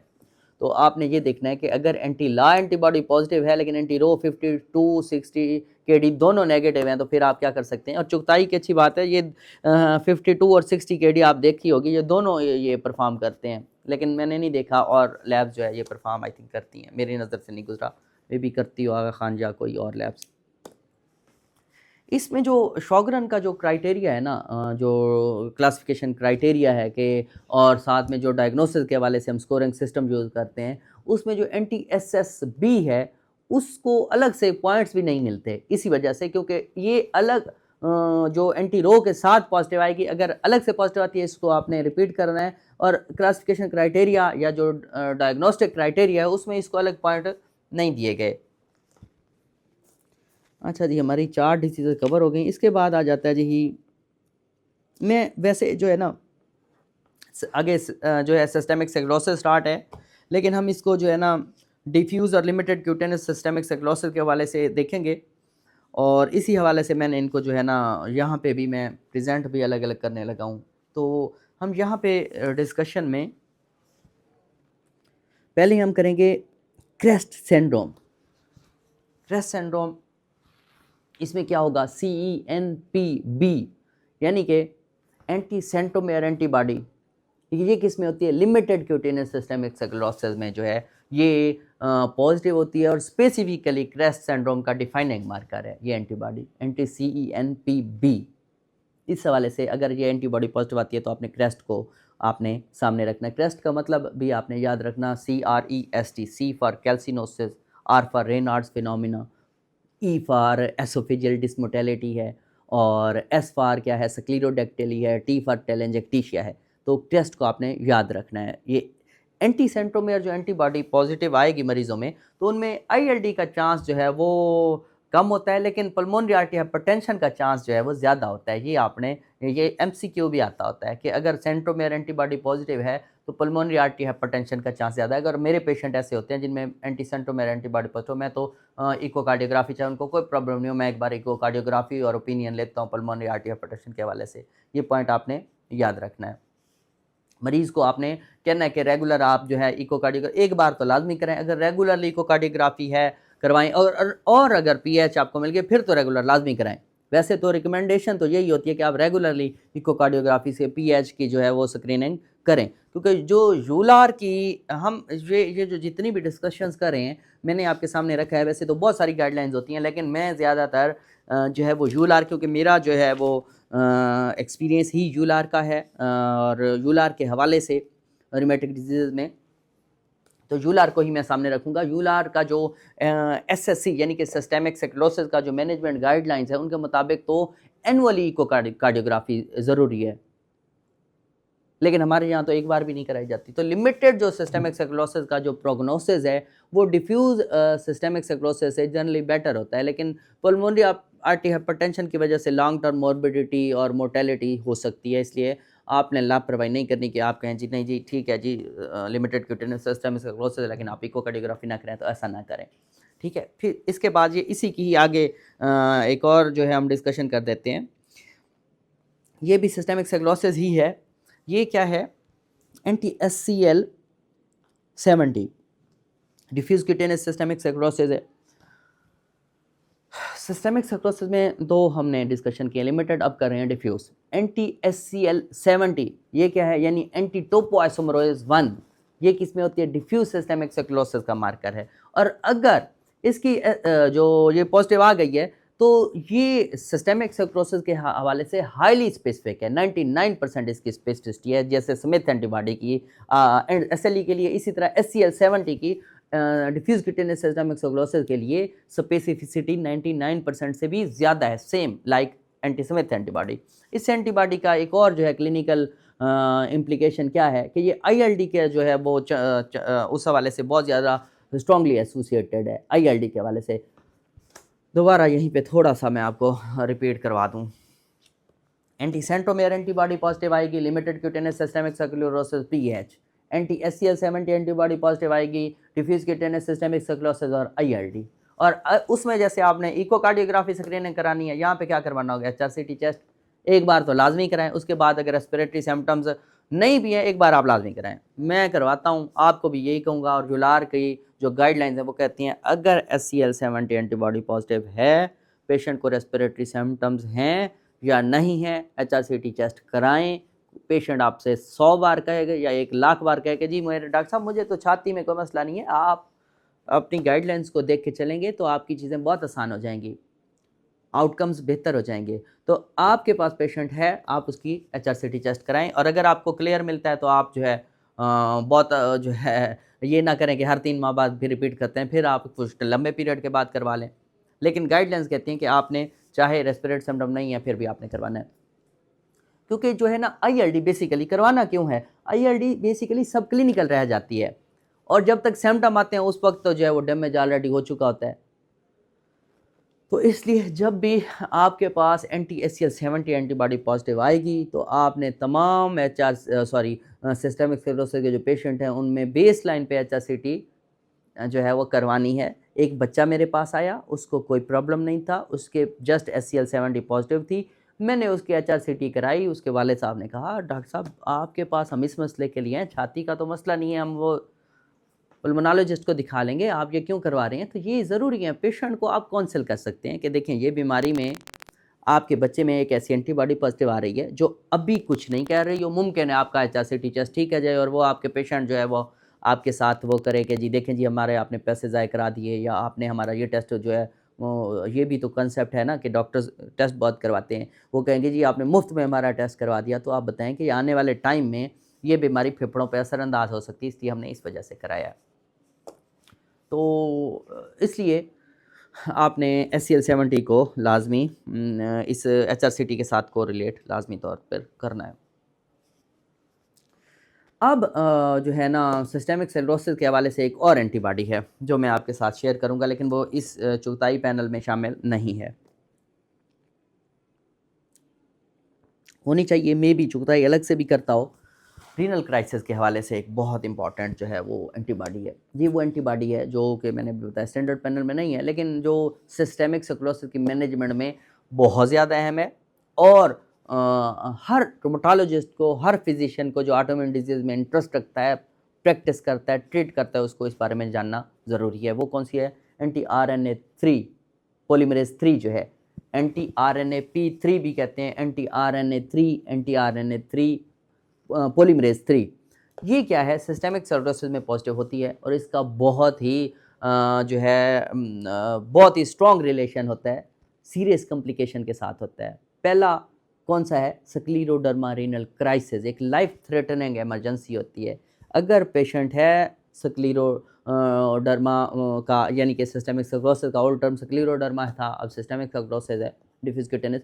अगर पेशेंट स्क्लेरोडर्मा का है और उसमें RNAP3 पॉजिटिव है तो आपने बहुत ज़्यादा जो है ना अलर्ट हो जाना है, क्योंकि अचानक जो है एक्सेलरेटेड हाइपरटेंशन होगी, रैपिडली प्रोग्रेसिव रीनल फेलियर आएगा और जो है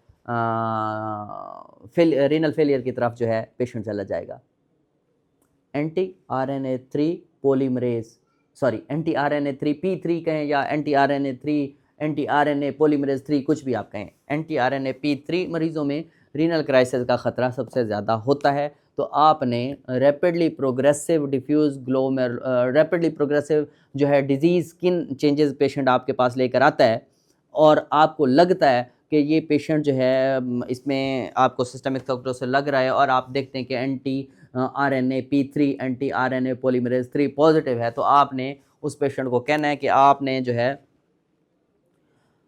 BP की मॉनिटरिंग करनी है, क्लोजली मॉनिटर करें और उसके RFTs चेक करें और उसे कहें कि आप जो है यूरिन एग्जामिनेशन जो है वो करवाते रहेंगे। अगर पेशेंट उस वक्त उसका जो है ब्लड प्रेशर भी ठीक है, उसका कोई भी प्रोटीन यूरिया नहीं है, उसका कुछ भी जो है नहीं है, तो आपने उस पेशेंट को कहना है, फिर भी आप जो है अपनी बीपी की मॉनिटरिंग जारी रखेंगे।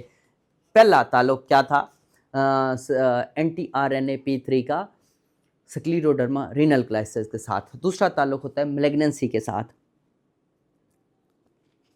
जब ये एंटीबॉडी पॉजिटिव आ सकती है स्क्लेरोडर्मा या सिस्टेमिक स्क्लेरोसिस में, तो ये साथ में कंकरेंट मैलिग्नेंसी का चांस भी जो है वो बढ़ा सकती है। तो आपने जब भी आपके पास डायग्नोसिस होता है तो आपने कैंसर स्क्रीनिंग भी करनी है अगर ये एंटीबॉडी पॉजिटिव है। आपके पास पेशेंट आएगा सिस्टेमिक स्क्लेरोसिस का, डायग्नोसिस उसका हो रहा है और एंटी SCL70 पॉजिटिव है और साथ में एंटी सेंट्रोमेयर जो है वो समटाइम एंटी दोनों नेगेटिव हैं जी, एंटी SCL70 और एंटी सेंट्रोमेयर दोनों जो है वो नेगेटिव हैं, लेकिन आप देखते हैं कि जो है डिफ्यूज या स्किन थिकनिंग है, तो आप क्या करवा सकते हैं, आप एंटी RNA-P3 भी करवा सकते हैं। सम टाइम ऐसा होता है तो वो उस वक्त ये फील करते हैं क्योंकि हमारे पास क्योंकि पैनल ये पड़ा हुआ है चौथाई वाला, इन्होंने वो एंटीबॉडी परफॉर्म नहीं की। पेशेंट है रेनार्ड फिनोमिना भी है, उसको सारे जो है फीचर्स भी हैं, स्किन थिकनिंग भी है और एंटीबॉडी SCL मेन ये 2 एंटीबॉडीज़ आई थिंक इन्होंने की हैं, क्रेस सिंड्रोम से रिलेटेड जो सेंट्रोमेयर एंटीबॉडी और SCL70 है। लेकिन अगर ये पॉजिटिव है तो फिर आप कौन सी एंटीबॉडी चेक करें, एंटी RNA पॉलीमरेज 3 और RNA पॉलीमरेज 3 का ताल्लुक एक रीनल स्क्लेरोडर्मा रीनल क्राइसिस के साथ और दूसरा कंकरेंट मैलिग्नेंसी के साथ होगा। अब आ जाते हैं, लेक्चर तकरीबन हमारा आधे से ज़्यादा हो गया जी। इसके बाद है मायोसाइटस, पॉलीमायोसाइटस डर्मेटोमायोसाइटस के हवाले से ये जो है हम इस ग्रुप को जो है डिस्कस करते हैं। पाकिस्तान में क्योंकि जो है अंडर रिकग्नाइज्ड है, क्यों? क्योंकि यहाँ पे कुछ एंटीबॉडीज़ हैं, मैं उनके हवाले से आपको डिस्कशन में आगे जाके समझाता हूँ। क्यों? क्योंकि ये पेशेंट हमारे पास आते हैं, टाइमली डायग्नोज नहीं हो पाते और बहुत ज़्यादा उनको डैमेज हो सकता है। सबसे पहली जो एंटीबॉडी है ना, वो है anti Jo one antibody. Anti Jo one antibody anti synthetase syndrome की सबसे अहम एंटीबॉडी है। क्लासिक फीचर होते हैं इसमें।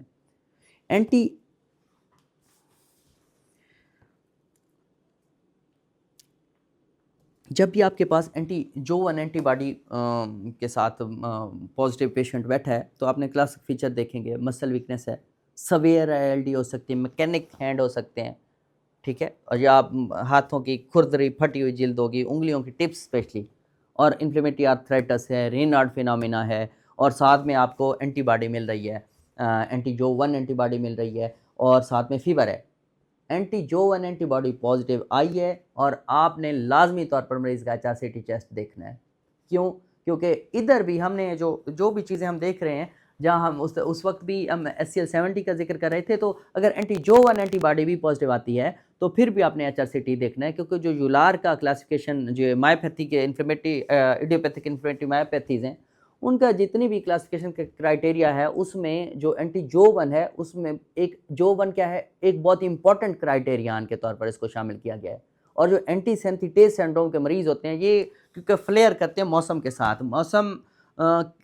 अगर मौसम तब्दील हो रहा है, ठंड पड़ रही है, तो इसके जो है ना ये पेशेंट फ्लेयर कर जाएगा और अगर ठंड कम होगी तो पेशेंट में जो है वो कुछ ना कुछ इम्प्रूवमेंट आ जाती है। तो एंटी-जो-1 एंटीबॉडी जहाँ भी पॉजिटिव आएगी, तो आपने HRCT टेस्ट लाजमी करवाना है और एंटी सिंथेटेज सिंड्रोम के हवाले से आपने ILD को लाजमी देखना है। इसके बाद ये आती है एंटी-MI2। एंटी-MI2 को जो है ना, एंटी-MI2 डर्मेटोमायोसाइटस की स्पेसिफिक एंटीबॉडी है। वो पॉलीमायोसाइटस थी, एंटी-जो-1 जो थी वो पॉलीमायोसाइटस से रिलेटेड होती है। जो-1 सॉरी और सिंथेटेज, तो जो मी-2 है, एंटी-MI2 कहें या मी-2 कहें, एंटी-MI2 क्या है, डर्मेटोमायोसाइटस की स्पेसिफिक एंटीबॉडी और इसकी अगर प्रेजेंस है तो फिर इसका प्रोग्नोसिस गुड की तरफ एक ये देखा जाता है कि अगर MI2 पॉजिटिव है तो प्रोग्नोसिस गुड होता है इस तरह के पेशेंट्स में।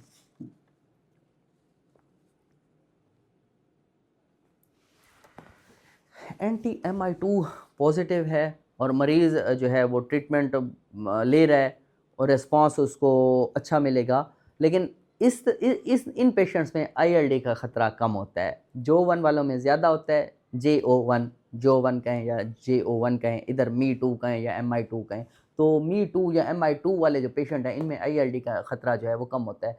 डर्मेटोमाइसाइटिस के क्लासिक स्किन फीचर्स जैसे कि आपको मिल रहे हैं गॉटरन पेप्यूल्स हैं, यहाँ पे गॉटरन पेप्यूल्स मिल रहे हैं, ठीक है, गॉटरन पेप्यूल्स मिले हैं यहाँ पे, हेलिट्रोप रैश है, और मरीज़ों में क्या होता है, साथ में उनको कोई वीकनेस फील हो रही है, तो फिर आप देखेंगे कि एंटीबॉडी के हवाले से देखें कि आपको साथ में मिल जाती है कि Mi2 एंटीबॉडी पॉजिटिव है, तो आप सीधा सीधा डर्मेटोमाइसाइटिस को देख सकते हैं।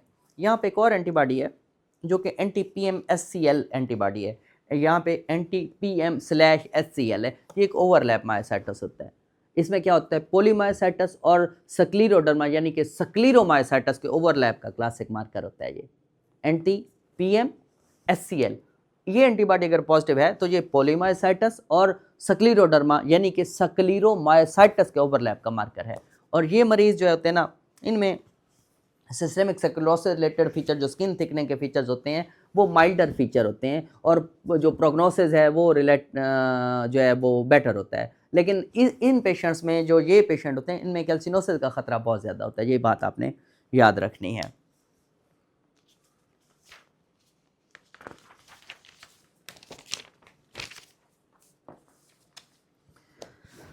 तो एक और एंटीबॉडी है एंटी-कू एंटीबॉडी, ये भी आपने इस हवाले से भी, यहाँ पे भी लास्ट एंटीबॉडी है, इसको भी हम जो है पोलीमायोसाइटस और सिस्टेमिक स्क्लेरोसिस के ओवरलैप में एंटी-कू एंटीबॉडी मिलती है। जैसे हमने ऊपर बात की थी, तो एंटी-कू एंटीबॉडी भी पोलीमायोसाइटस और सिस्टेमिक स्क्लेरोसिस किसी भी किस्म की हो सकती है, ओवरलैप में मिलती है, और इसका ताल्लुक पल्मोनरी आर्टरी हाइपरटेंशन ILD दोनों से होता है। वहाँ पे हमने ये डिस्कस किया था कि वहाँ पे जो है वो प्रोग्नोसिस बेटर भी होता है, और उसमें क्या होता है, सिस्टेमिक स्क्लेरोसिस के फीचर्स जो है वो माइल्ड होते हैं। लेकिन अगर को एंटीबॉडी पॉजिटिव है तो ये भी पोलीमायोसाइटस और सिस्टेमिक स्क्लेरोसिस ओवरलैप में मिलेगी, और इसका जो ताल्लुक है पल्मोनरी आर्टीरियल हाइपरटेंशन से भी होगा और ILD दोनों से होगा। माइक मेरे दोनों चल रहे हैं। तो जो एंटी-कू एंटीबॉडी है ये रेयर एंटीबॉडी होती है, लेकिन जब ये पॉजिटिव आ जाती है तो सीरियस डिजीज़ इंडिकेट करती है कि ये अब सवेयर किस्म की डिजीज़ हो सकती है जिन पेशेंट्स में एंटी-कू एंटीबॉडी होगी। तो ये यहाँ पे हमारा जो स्टैंडर्ड ENA प्रोफाइल का पैनल है चौथाई को सामने रखते हुए वो हो गया कंप्लीट। अब आ जाते हैं, हमने दो और एंटीबॉडीज़ जो हैं, बहुत ही अहम दो एंटीबॉडीज़ हैं, उनको हम डिस्कस करेंगे। साथ में हम अब फिर कुछ केसेस जो हैं वो डिस्कस करेंगे और कॉमन पिटफॉल्स को देखेंगे। तो आज का लेक्चर हमारा 70 to 80% कंप्लीट हो चुका है। दो एंटीबॉडीज़ और हैं जो आपने स्टैंडर्ड पैनल के अलावा देखनी है, इंटरनेशनली बहुत ज़्यादा अहम है, जिन्हें क्लिनिकल प्रैक्टिस में भी जो है हर हेमाटोलॉजिस्ट को जानना चाहिए। उसमें सबसे पहली है anti-MDA5, सबसे अहम एंटीबॉडी है। इस MDA5 का मतलब क्या होता है जी? एक सेकंड मुझे पूरा नाम पढ़ने दें जी। Anti melanoma differentiation associated gene, बहुत मुश्किल नाम है, anti melanoma differentiation associated gene 5, anti-MDA5 जो ये एंटीबॉडी है, इसके बारे में हम सबसे पहले डिस्कस करते हैं। डर्मेटोमाइसाइटस का एक ख़ास सब टाइप में ये मिलती है MDA5, डर्मेटोमाइसाइटस की जैसे एक ख़ास किस्म का सब टाइप है उसमें मिलती है, और इसका क्लिनिकल इंपॉर्टेंस बहुत ज़्यादा समझना ज़रूरी है क्योंकि ये एक पोटेंशली फेटल कंडीशन इंडिकेट करती है।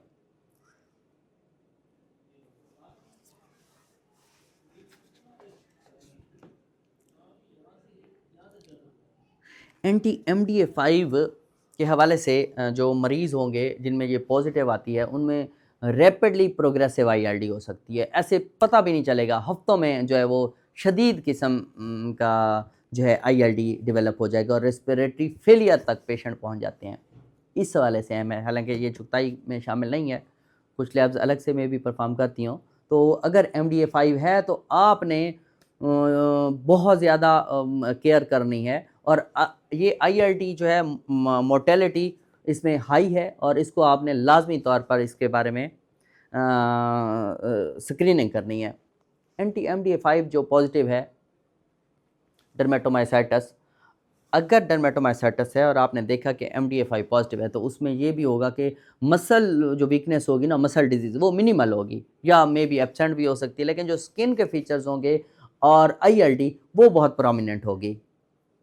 डर्मेटोमाइसाइटिस ऐसी जिसमें आपकी MDA5 पॉजिटिव होगी, उसमें स्किन के फीचर्स और ILD प्रोमिनेंट होगी, मसल डिजीज़ क्या होगी, बहुत ही ना होने के बराबर होगी। यानी इसका मतलब क्या है, अगर डॉक्टर सिर्फ मसल वीकनेस ढूंढता रहेगा तो ये कंडीशन क्या होगी, कंप्लीटली मिस हो जाएगी और ये इस कदर जो है वो सीरियस है कि ये कुछ ही दिनों में जो है वो पेशेंट को रेस्पिरेटरी फेलियर की तरफ ले जाएगी। तो इसलिए किसी भी कोई भी ऐसा मरीज़ है तो आपने उसमें देखना है, अगर MDA5 पॉजिटिव है तो पहले से कोई भी पेशेंट उसमें, अगर पेशेंट है उसमें कोई भी मरीज़ जिसमें अनएक्सप्लेन्ड रैपिडली प्रोग्रेसिव ILD हो रही है, स्किन फीचर्स हैं डर्मेटोमाइसर के, जैसे गॉटर्न पेप्यूल्स हैं, मैकेनिक्स हैंड हैं या MDA5 जो है वो पॉजिटिव है, तो आपने ज़रूर उसका जो है HRCT चेस्ट लाजमी तौर पर करवाना है। मेरे ख्याल में ये जो पाकिस्तान में बड़ी और लैब आगा खान अलग से करता होगा या शायद चुगता ही करता हो।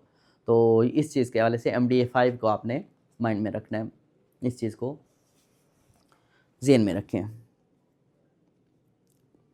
दूसरी एंटीबॉडी है anti-TIF1।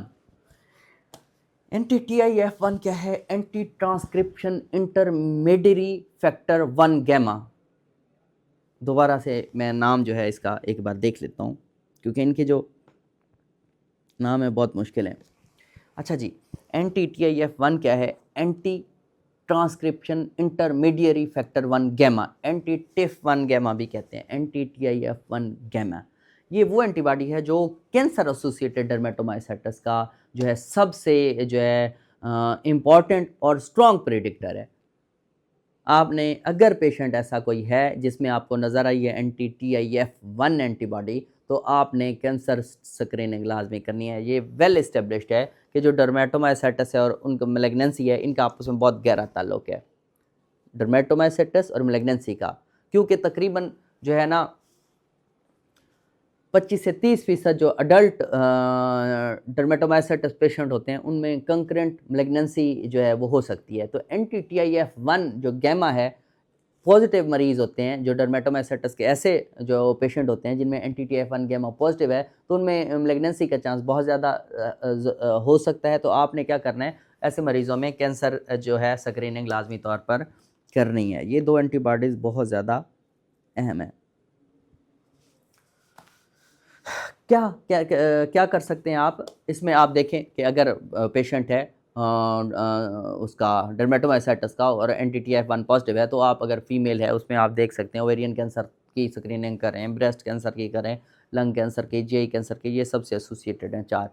ओवेरियन कैंसर हो सकता है, ब्रेस्ट कैंसर हो सकता है, लंग कैंसर हो सकता है, GI कैंसर, ये सबसे ज़्यादा एसोसिएटेड होती हैं। इसलिए जब भी anti-TIF1 गैमा पॉजिटिव आएगा तो आपने एज अप्रोप्रिएट कैंसर स्क्रीनिंग लाजमी तौर पर करनी होगी। CT चेस्ट हो सकता है, आपने करवा सकते हैं, एब्डोमिनल और पेल्विस करवा सकते हैं, मेमोग्राफी करवा सकते हैं ख़वातीन में, मेल हैं तो उसमें PSA करवा सकते हैं, GI एंडोस्कोपी करवा सकते हैं, CEA करवा सकते हैं, फीकल ऑकुलर ब्लड टेस्ट करवा सकते हैं। तो ये चीज़ें जो हैं बहुत ज़्यादा ज़रूरी हैं, क्योंकि जो यूलार की गाइडलाइंस हैं वो ये कहती हैं कि आपने कभी भी अगर कोई मायोसाइटिस डर्मेटोमाइसाइटिस या कोई भी मायोसाइटिस का पेशेंट है, तो उसमें कैंसर एसोसिएशन को लाजमी तौर पर स्क्रीन करना है। कि बहुत सारे जो केस होते हैं स्पेशली पाकिस्तान में, क्योंकि कैंसर स्क्रीनिंग ही नहीं है यहाँ पे, तो पाकिस्तान में क्योंकि ये अंडर प्रैक्टिस और बहुत सारे पेशेंट्स में मायोसाइटिस ट्रीट की जाती है, लेकिन उनमें अंडरलाइन जो कैंसर जो होता है वो मिस हो जाता है।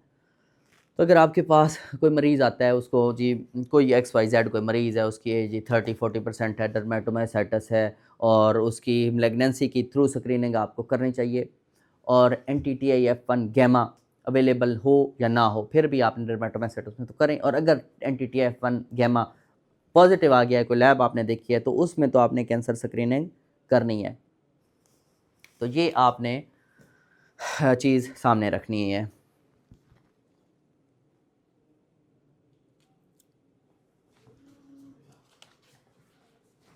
अब है जी क्रॉस डिजीज़ ओवरलैप।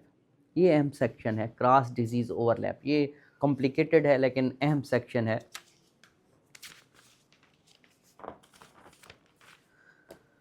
किस हवाले से एक ही पेशेंट में ज़्यादा एंटीबॉडी पॉजिटिव हो सकती हैं? यहाँ बहुत अहम क्लिनिकल इन्फॉर्मेशन आपको मैं दूँगा। किस लिए? क्योंकि इसमें ये होता है कि जो डिफरेंट ग्रुप्स हमने डिस्कस किए हैं, सम टाइम आपके सामने पेशेंट ईएनए प्रोफाइल रखेगा। हमारा लेक्चर आज का तकरीबन एंड होने वाला है, डोंट वरी। तो उसमें डिफरेंट ग्रुप्स की एंटीबॉडीज़ पॉजिटिव होंगी। आप देखेंगे जी एमसीटीडी ग्रुप की एंटीबॉडी पॉजिटिव है, एसएलई की एंटीबॉडी पॉजिटिव है, शॉगरेन की एंटीबॉडी पॉजिटिव है, उधर से ऑटोइम्यून लिवर डिजीज़ की एंटीबॉडी पॉजिटिव है।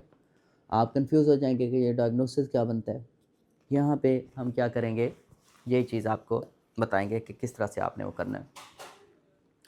ओवरलैप जो हमने ये डिस्कस करना है, फ़र्ज़ करें जी एंटी एसएसए रो पॉजिटिव है तो सिर्फ शॉगरेन्स नहीं होगा। ये आपने अब वन बाई वन आपने चीज़ों को देखना है। एंटी एसएसए रो पॉजिटिव है, सिर्फ शॉगरेन नहीं है, ये एसएलई में भी हो सकता है। स्पेशली ये एसएलई में नहीं, सिर्फ ये सब एक्यूट क्यूटेनियस लिपस एरिथमेटोसिस में भी हो सकता है, सब एक्यूट क्यूटेनियस लिपस एरिथमेटोसिस में हो सकता है। ये यही एंटी सेंथिटेज एंटीबॉडी में रो 52 पॉजिटिव हो सकता है। और कभी कभी क्या है, हेल्दी इंडिविजुअल्स हैं उनमें भी आइसोलेटेड पॉजिटिविटी हो सकती है एंटी रो की, एंटी एसएसए रो एंटीबॉडी पॉजिटिव हो सकता है। तो कॉन्टेक्स्ट क्या है ये आपने देखा। इसी तरह आपके पास आ जाता है एंटी U1SNRNP जो है एंटीबॉडी पॉजिटिव आ गई है। तो पहले तो आपने देखना है टाइटर को सबसे पहले कि टाइटर बहुत ज़्यादा हाई है या नॉर्मल है। फिर उसके साथ एंटी डबल स्टैंडर्ड डीएनए को भी देखें कि वो पॉजिटिव है या नहीं है। अगर anti double standard DNA positive है तो आप एसएलई को देखें, मोर लाइकली है कि एसएलई है। और अगर anti double standard DNA negative है, रेनार्ड्स फिनोमेना है, पफी हैंड है, मायोसाइटस के फीचर हैं और इसका टाइटर जो है एंटी U1SNRNP का बहुत हाई है तो एमसीटीडी का सोचें। ये दो बातें हो गई एसएलई से रिलेटेड और एमसीटीडी। अब आ जाते हैं सिस्टेमिक स्क्लेरोसिस में। फ़र्ज़ करें जी एंटी SCL70 पॉजिटिव है तो एंटी सेंट्रोमेयर दोनों तो बहुत ही रेयर होगा कि पॉजिटिव होती नहीं है। अगर ये दोनों सिस्टेमिक स्क्लेरोसिस दो जो है मुख्तलिफ सब टाइप्स के मार्कर हैं, तो अगर ये दोनों पॉजिटिव आएँ तो लैब क्वालिटी पे चेक कर लें कि ये दोनों इकट्ठे पॉजिटिव नहीं हो सकते, आप किसी और लैब से रिपीट कर लें। लेकिन अगर SCL70 पॉजिटिव है तो डिफ्यूज़ क्यूटेनियस सिस्टेमिक स्क्लेरोसिस है। अगर जो है सेंट्रोमेयर एंटीबॉडी पॉजिटिव है तो limited cutaneous systemic sclerosis positive है।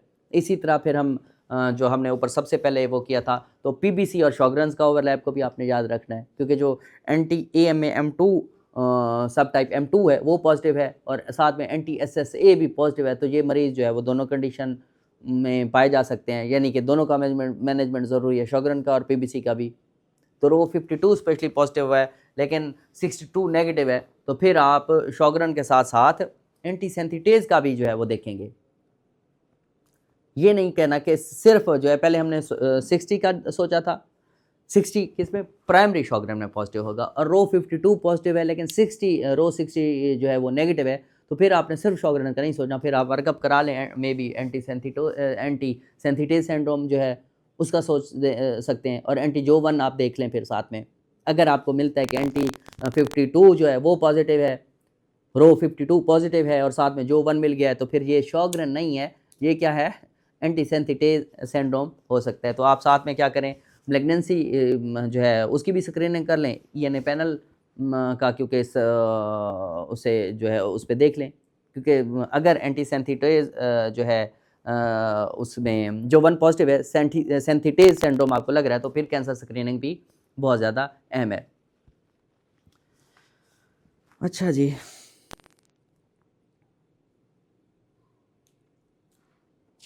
कैंसर रिलेटेड जो एंटीबॉडीज़ मैंने आपको ऊपर जिक्र किया, तो कुछ एंटीबॉडीज़ ऐसी हैं जिनकी प्रेजेंस मैलिग्नेंसी के साथ स्ट्रॉन्गली एसोसिएटेड होती है। ऊपर 2 आई थी, अब दोबारा मैं इसको जो है फिर समराइज़ कर रहा हूँ, फिर दोबारा बता।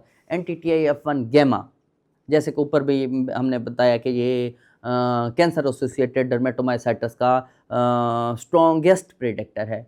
और anti RNA polymerase 3, anti RNAP3 positive है, तो जो सिस्टेमिक स्क्लेरोसिस में भी जो है वो मैलिग्नेंसी का चांस हो सकता है। और उसमें ख़ुसूसन जो सिस्टेमिक स्क्लेरोसिस में पेशेंट हैं जिनमें RNA पोलीमरेज़ 3 पॉजिटिव है, तो उनमें ब्रेस्ट कैंसर जो है उसको आप सोच सकते हैं। लेकिन जो हम डर्मेटोमाइसाइटिस पोलीमाइसाइटिस की बात करें, तो जो एंटी MI2 है उनमें कैंसर का जो रिस्क है वो कम होता है, और उसमें जो है आपको वैसे स्क्रीनिंग तो हम डर्मेटोमाइसाइटिस के पेशेंट में लाजमी करते हैं, लेकिन अगर MI2 पॉजिटिव है तो वहाँ पे जो है कैंसर का ख़तरा कम होता है। तो आपने ये याद रखना है कि जो मैलिग्नेंसी स्क्रीनिंग है सिर्फ ये एंटीबॉडी की बुनियाद पे नहीं करनी। अब ये ना सोच लें कि जी एंटीबॉडी पॉजिटिव है, MDA5 पॉजिटिव है या RNA पॉलीमरेज़ 3 पॉजिटिव है तो हम मैलिग्नेंसी स्क्रीनिंग करें। एंटीबॉडी को एज, रिस्क फैक्टर और क्लिनिकल फीचर्स मिलकर देखें, फिर चेक करें।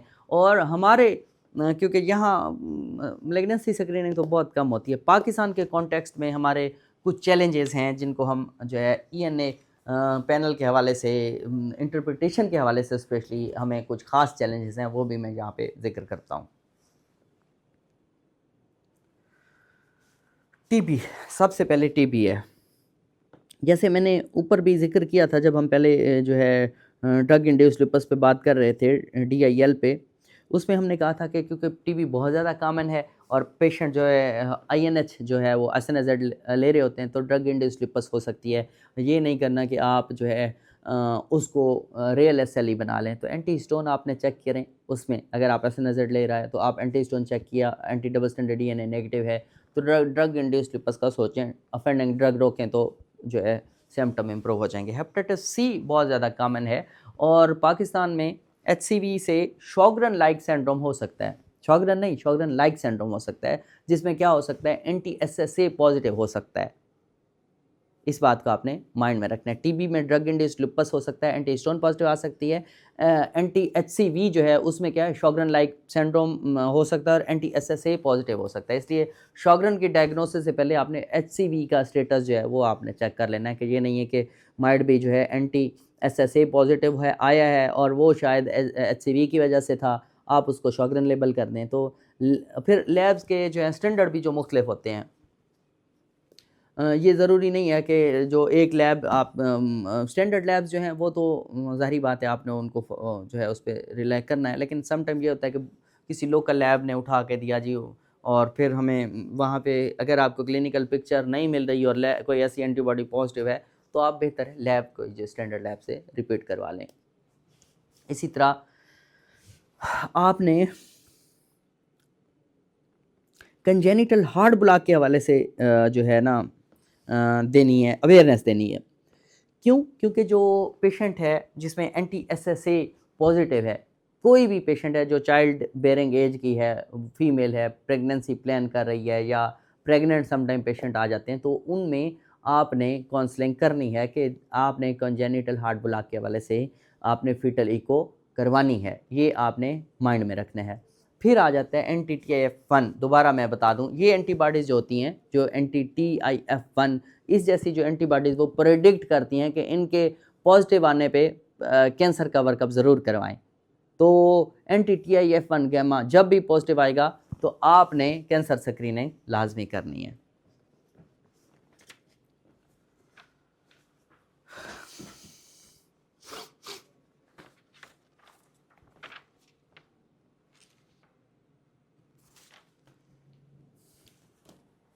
कुछ मैंने पॉइंट्स लिखे हैं, केस हम जो है वो इस पूरे ENA पैनल को जो है हम समराइज़ करते हुए कुछ केसेस के ज़रिए हम इसको समझेंगे।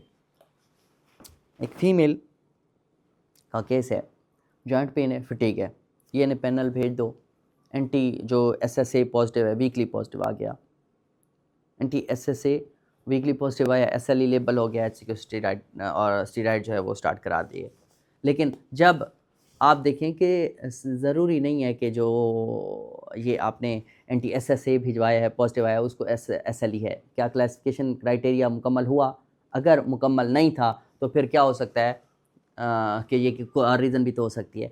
हाइपोथायराइडिज्म देखा जाएगा, हाइपोथायराइडिज्म में भी फटीग हो सकती है और आप सीजनल जॉइंट पेन भी हो सकता है, और ये जो SSA जो है वो वीक पॉजिटिविटी जो है वो इंसिडेंटल भी तो हो सकती है। तो ऐसा नहीं है कि ये जो पेशेंट अब आपके पास आए कि वो फटीग और जॉइंट पेन के साथ है और उसमें SSA पॉजिटिव आ गया तो हर हाल में जो है वो SLE है। तो वो हाइपोथायराइडिज्म भी हो सकता है और जॉइंट पेन सीजनल हो सकता है और एसएसए इंसिडेंटल हो सकता है। तो इस हवाले से आपने ये माइंड में रखना है। ईएनए पैनल जो है ना वो बगैर क्लिनिकल सस्पिशन के नहीं भेजना। इसी तरह कि ये नहीं है कि आपको लग नहीं रहा, आप कहें जी मैं ईएनए पैनल करवा के देखना चाहता हूँ कि इस पे मुझे क्या नज़र आता है। इसी तरह पेशेंट है जो वो टिपिकल पेशेंट है, वो आइसोनिazid ले रहा है, उसको जॉइंट पेन स्टार्ट हो जाए, उसको रैश स्टार्ट हो जाए, ईएनए स्ट्रांगली पॉजिटिव आ जाएगा और साथ में एंटी हिस्टोन पॉजिटिव आ गया, फिर आप बगैर एंटी डबल स्टैंडर्ड ईएनए कराए C3 C4 और को देखे बगैर आप क्या कर दें, उसको एसएलई लेबल करके HCQ स्टार्ट करवा दें कि ये रियल एसएलई है। तो ये रियल एसएलई नहीं है, ये ड्रग इंड्यूस्ड टीआईएल है, ड्रग इंड्यूस्ड लिपस है। और जब भी आप जो है आइसोनिazid इसको स्टॉप करेंगे तो ये क्या होगा, या आप क्या करेंगे कि देखेंगे कि ऑफेंडिंग ड्रग जो ही, ये ज़रूरी नहीं कि आइसोनिazid के साथ, ये प्रोकेनामेड के साथ भी हो सकता है, ये किसी और ड्रग के भी साथ हो सकता है। तो जो ही वो स्टॉप करेंगे तो फिर आपके पेशेंट की सिम्पटम्स बेहतर हो जाएंगी। इसी तरह अब पेशेंट है ड्राई आइज़ और ड्राई माउथ, ड्राई आइज़ और ड्राई माउथ और एंटी एसएसए स्ट्रांगली पॉजिटिव आ जाता है। फ़र्ज़ करें एसीआर का जो क्राइटेरिया है, जो क्लासिफिकेशन क्राइटेरिया है, जो डायग्नोस्टिक क्राइटेरिया है, उस पे वो कंफर्म हो जाता है कि जी पेशेंट को शॉकरन सिंड्रोम है, प्राइमरी शॉकरन सिंड्रोम है जी। लेकिन आपने फिर क्या करना है, हमने ऊपर भी ज़िक्र किया है कि एंटी एसएसए पॉजिटिव आया है तो आपने उसमें क्या काउंसलिंग करनी है प्रेगनेंसी के 16वें हफ्ते से 28वें हफ्ते, मतलब 16 से 28 वीक तक आपने फिर इकोकार्डियोग्राफी लाजमी करवानी है। इसी तरह हम कुछ और डिस्कस करते हैं कि पेशेंट, अब हम आ जाते हैं मायोसाइटिस पे आ जाते हैं। पेशेंट है, मसल वीकनेस है, ब्रेथलेसनेस है, उसका आप देखें कि जी सीरम एल्डोलेज देखें, सीके देखें, वो बहुत ज़्यादा है, एंटीजोवन पॉजिटिव आ जाता है। तो अगर फिर अब यहाँ पे HRCT टेस्ट नहीं कराएंगे तो काम ख़राब हो जाएगा। HRCT टेस्ट कराएं, आपको वहाँ पे NSIP पैटर्न मिल जाएगा, ILD मिल सकती है, मैकेनिक सैंड भी मौजूद हो सकते हैं, तो एंटी सेंथिटेज सिंड्रोम का डायग्नोसिस बन सकता है और मायोसाइटिस के साथ साथ जो है ILD का मैनेजमेंट होगा। ये नहीं होगा कि आप सिर्फ जो है उसको क्या करें, अगर आप वहीं पे रुक जाएं और सिर्फ जो है मायोसाइटिस का आगे HRCT ना करें, ILD का वर्कअप ना कराएं, तो सिर्फ आप जो है मसल वीकनेस को ट्रीट करते रहेंगे, ILD जो है वो वर्स हो जाएगी। इसी तरह एक और पेशेंट मायोसाइटिस का देखते हैं जी, उसको कफ है, ब्रेथलेसनेस है, उसको जो है स्किन चेंजेस हैं, मसल वीकनेस जो है मिनिमल हो, पर साथ में आ जाती है MDA5 पॉजिटिविटी आ जाती है। फिर आप क्या करेंगे, HRCT टेस्ट कराएंगे। HRCT टेस्ट पे आपको क्या मिल सकता है, प्रोग्रेसिव ILD मिल सकती है। MDA5 में विद इन अ वीक्स, मैंने ऊपर कहा था कि विद इन अ वीक्स जो है वो रेस्पिरेटरी फेलियर की तरफ पेशेंट चला जाता है। तो इस तरह के केसेस में आपने फौरी तौर पर एग्रेसिव ट्रीटमेंट करवाना होगा।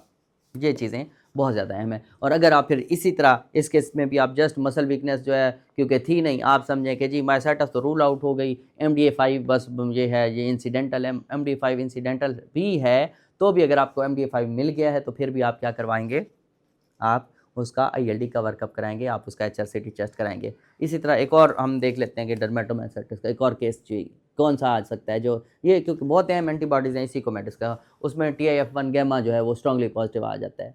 कैंसर स्क्रीनिंग आप करें, साथ में CT टेस्ट करें, एब्डोमेन पेल्विस को देखें, लंग कैंसर निकल आए आप ट्रीट करेंगे। और अगर आप बैठे रहते कि जी नहीं जी ये तो कोई इशू नहीं है, तो लंग लीजन आप मिस कर जाते और बर वक्त आप जो है वो डायग्नोज भी कर चुके होते, तो फिर भी आप जस्ट रुके रहेंगे तो फिर आपका पेशेंट जो है वो रिकवरी फेज से निकल जाएगा।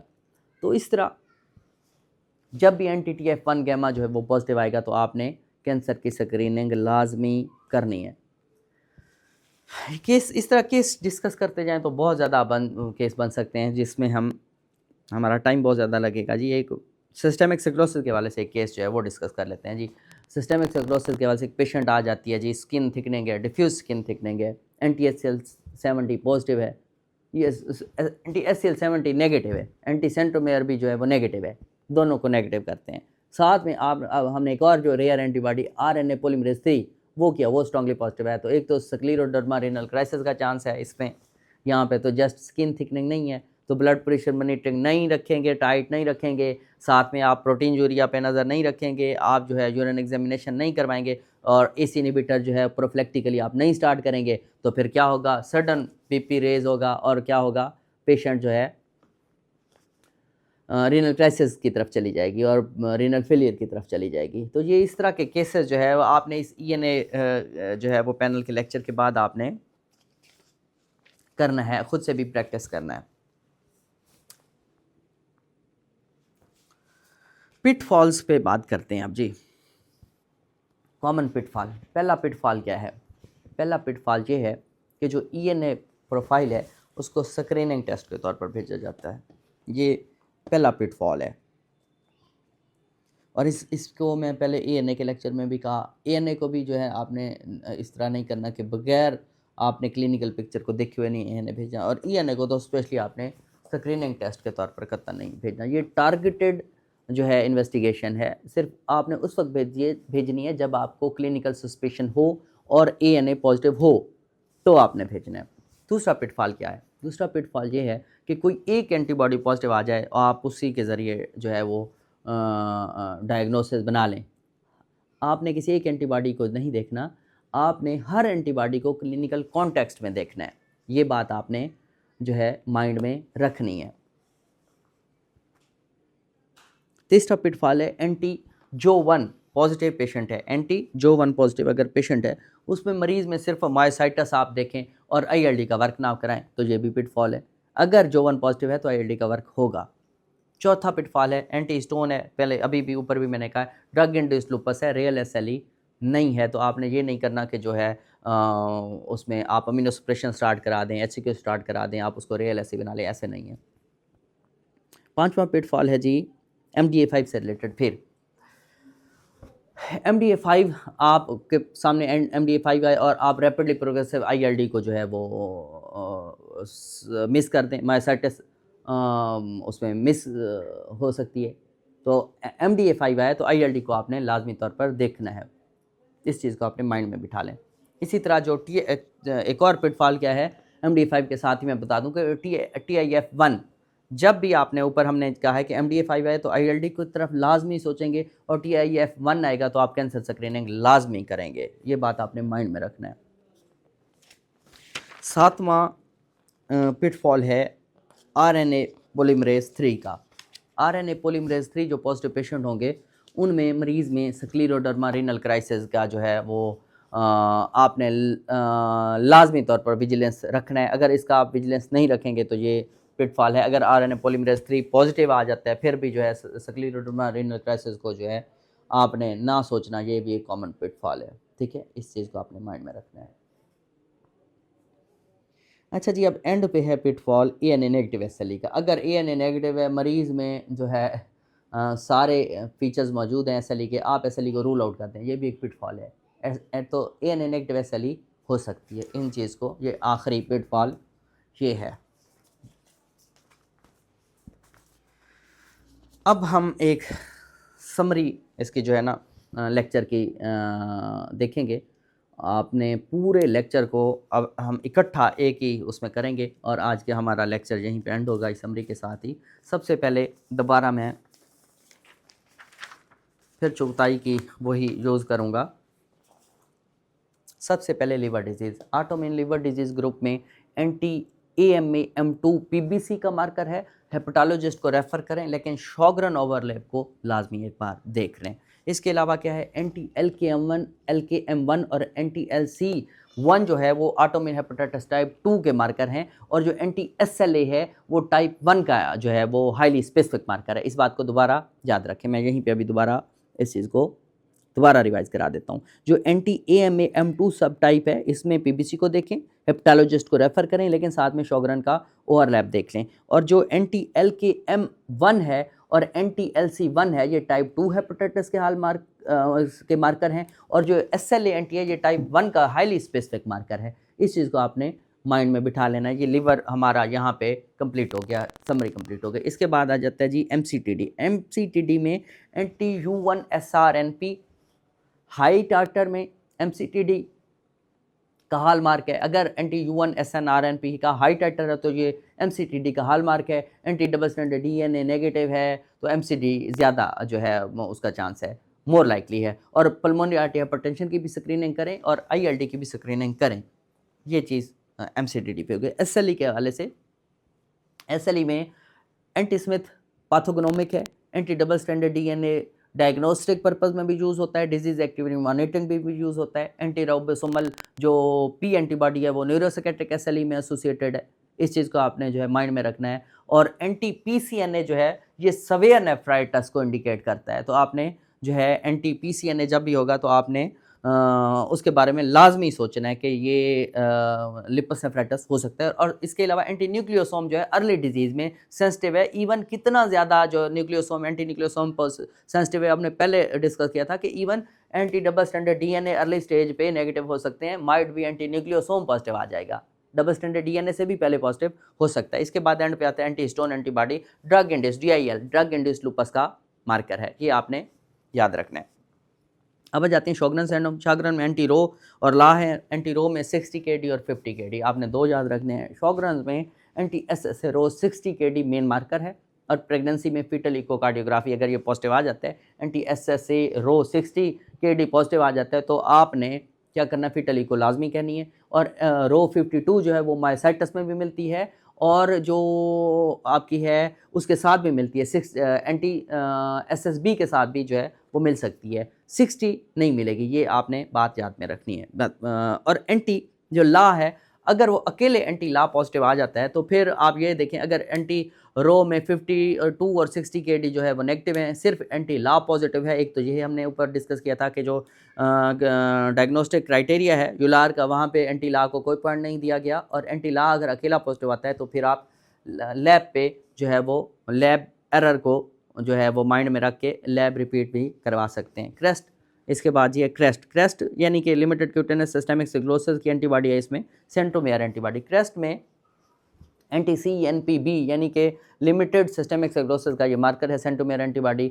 ILD इसमें चांस कम है, लेकिन पल्मोनरी आर्टरी हाइपरटेंशन का जो खतरा है वो बहुत ज़्यादा होता है। इसी तरह SCL70 जो है वो डिफ्यूज सिस्टेमिक सिक्लोसिस की एंटीबॉडी है, इसमें ILD का चांस ज़्यादा है, इसमें पल्मोनरी आर्टेरियल हाइपरटेंशन का चांस कम है। तो ये चीज़ें आपने जब भी SCL70 हो तो HRCT आपने कराना है। एक एंटीबॉडी यहाँ पे हमने जो मिस की इसमें स्टैंडर्ड पैनल में जो हमने डिस्कस की वो क्या थी, दोबारा यहाँ पे भी बता दूँ, RNA पॉलीमरेज 3 है, स्क्लेरोडर्मा रीनल क्राइसिस में हो सकता है और मैलिग्नेंसी का भी प्रेडिक्टर है। तो आपने ACE इनहिबिटर और क्लोज BP मॉनिटरिंग करनी होगी अगर रीनल क्राइसिस है का खदशा है, और जो है कैंसर स्क्रीनिंग को भी देखना है। इसके बाद एंड पे आ गया जी मायोसाइटस ग्रुप जो है, इसमें एंटी जो1 जो है एंटी सेंथिटेज सिंड्रोम का मार्कर है। और ILD स्क्रीनिंग, इसमें एंटी जो1 वाले जब पॉजिटिव आएगा तो ILD स्क्रीनिंग लाजमी है। और अगर एंटी MI2 यानी एंटी मी2 डर्मेटोमायोसाइटिस का गुड प्रोग्नोसिस मार्कर है, और अगर ये पॉजिटिव आता है तो आपने ये देखना है कि साथ में अगर एंटी MDA5 भी जो है वो पॉजिटिव है तो progressive ILD, rapidly progressive ILD का इंडिकेटर है MDA5 और इमरजेंसी है। तो आपने विद इन अ वीक्स जो है ILD जो है वर्स हो सकती है, तो आपने इसको अग्रेसिवली मैनेज करता है। एंड पे आ जाती है कैंसर एसोसिएटेड जो है DM, उसमें क्या होगा एंटी TIF1 गामा, वो क्या होगा स्ट्रॉन्गेस्ट प्रिडिक्टर है और कैंसर स्क्रीनिंग उसमें हर हाल में आपने करवानी है। एंड पे हमने दो एंटीबॉडीज़ ओवरलैप की जिक्र की थी, एंटी-PM SCL और एंटी-को एंटीबॉडी। एंटी-PM SCL, एंटी-PM/SCL या एंटी-PM SCL आप कुछ भी कहें, और एंटी-को, ये ओवरलैप सिंड्रोम में मिलती हैं। तो इस हवाले से आपने याद रखना है। तो आज का जो लेक्चर है बहुत तवील भी हो गया है, और आज के लेक्चर में हमने ENA पैनल को बहुत ही गहराई से समझा है। और मेरे ख्याल में अगर ये ENA लेक्चर जो आप देखेंगे इंशाल्लाह, तो ये किसी भी इंटरनेशनल रिमोटोलॉजी जो प्रोग्राम्स हैं, इवन यूलार का प्रोग्राम, यूलार कोर्स है रिमेटिक डिजीज़ का, उसको देख लें तो उसके जो है मैं ये नहीं कह सकता कि उसके स्टैंडर्ड का है, लेकिन मैंने अपनी तरफ से मुकम्मल कोशिश की है कि आपको एक बहुत अच्छा डिलीवर कर सकूं। आपने याद रखना है कि जो लैब का रिज़ल्ट है वो आपके डायग्नोसिस को सपोर्ट करता है, उसकी जगह नहीं लेता। दोबारा रिपीट कर दूं, आपकी क्लिनिकल आई, अच्छी हिस्ट्री, सिस्टेमिक एग्जामिनेशन के साथ साथ ENA पैनल जो है वो आपको डायरेक्शन देगा, और कोई भी इन्वेस्टिगेशन आपको डायग्नोसिस बना के नहीं देती, डायग्नोसिस आपने खुद बनाना है। अगले लेक्चर में हम आपके साथ दोबारा मिलेंगे। इस लेक्चर में उम्मीद करता हूँ कि आपके लिए बहुत ज़्यादा ना सिर्फ आपकी क्लिनिकल प्रैक्टिस में आपके लिए हेल्पफुल होगा, बल्कि एग्जामिनेशन पॉइंट ऑफ व्यू से भी आपको बहुत ज़्यादा मदद देगा। Thank you so much.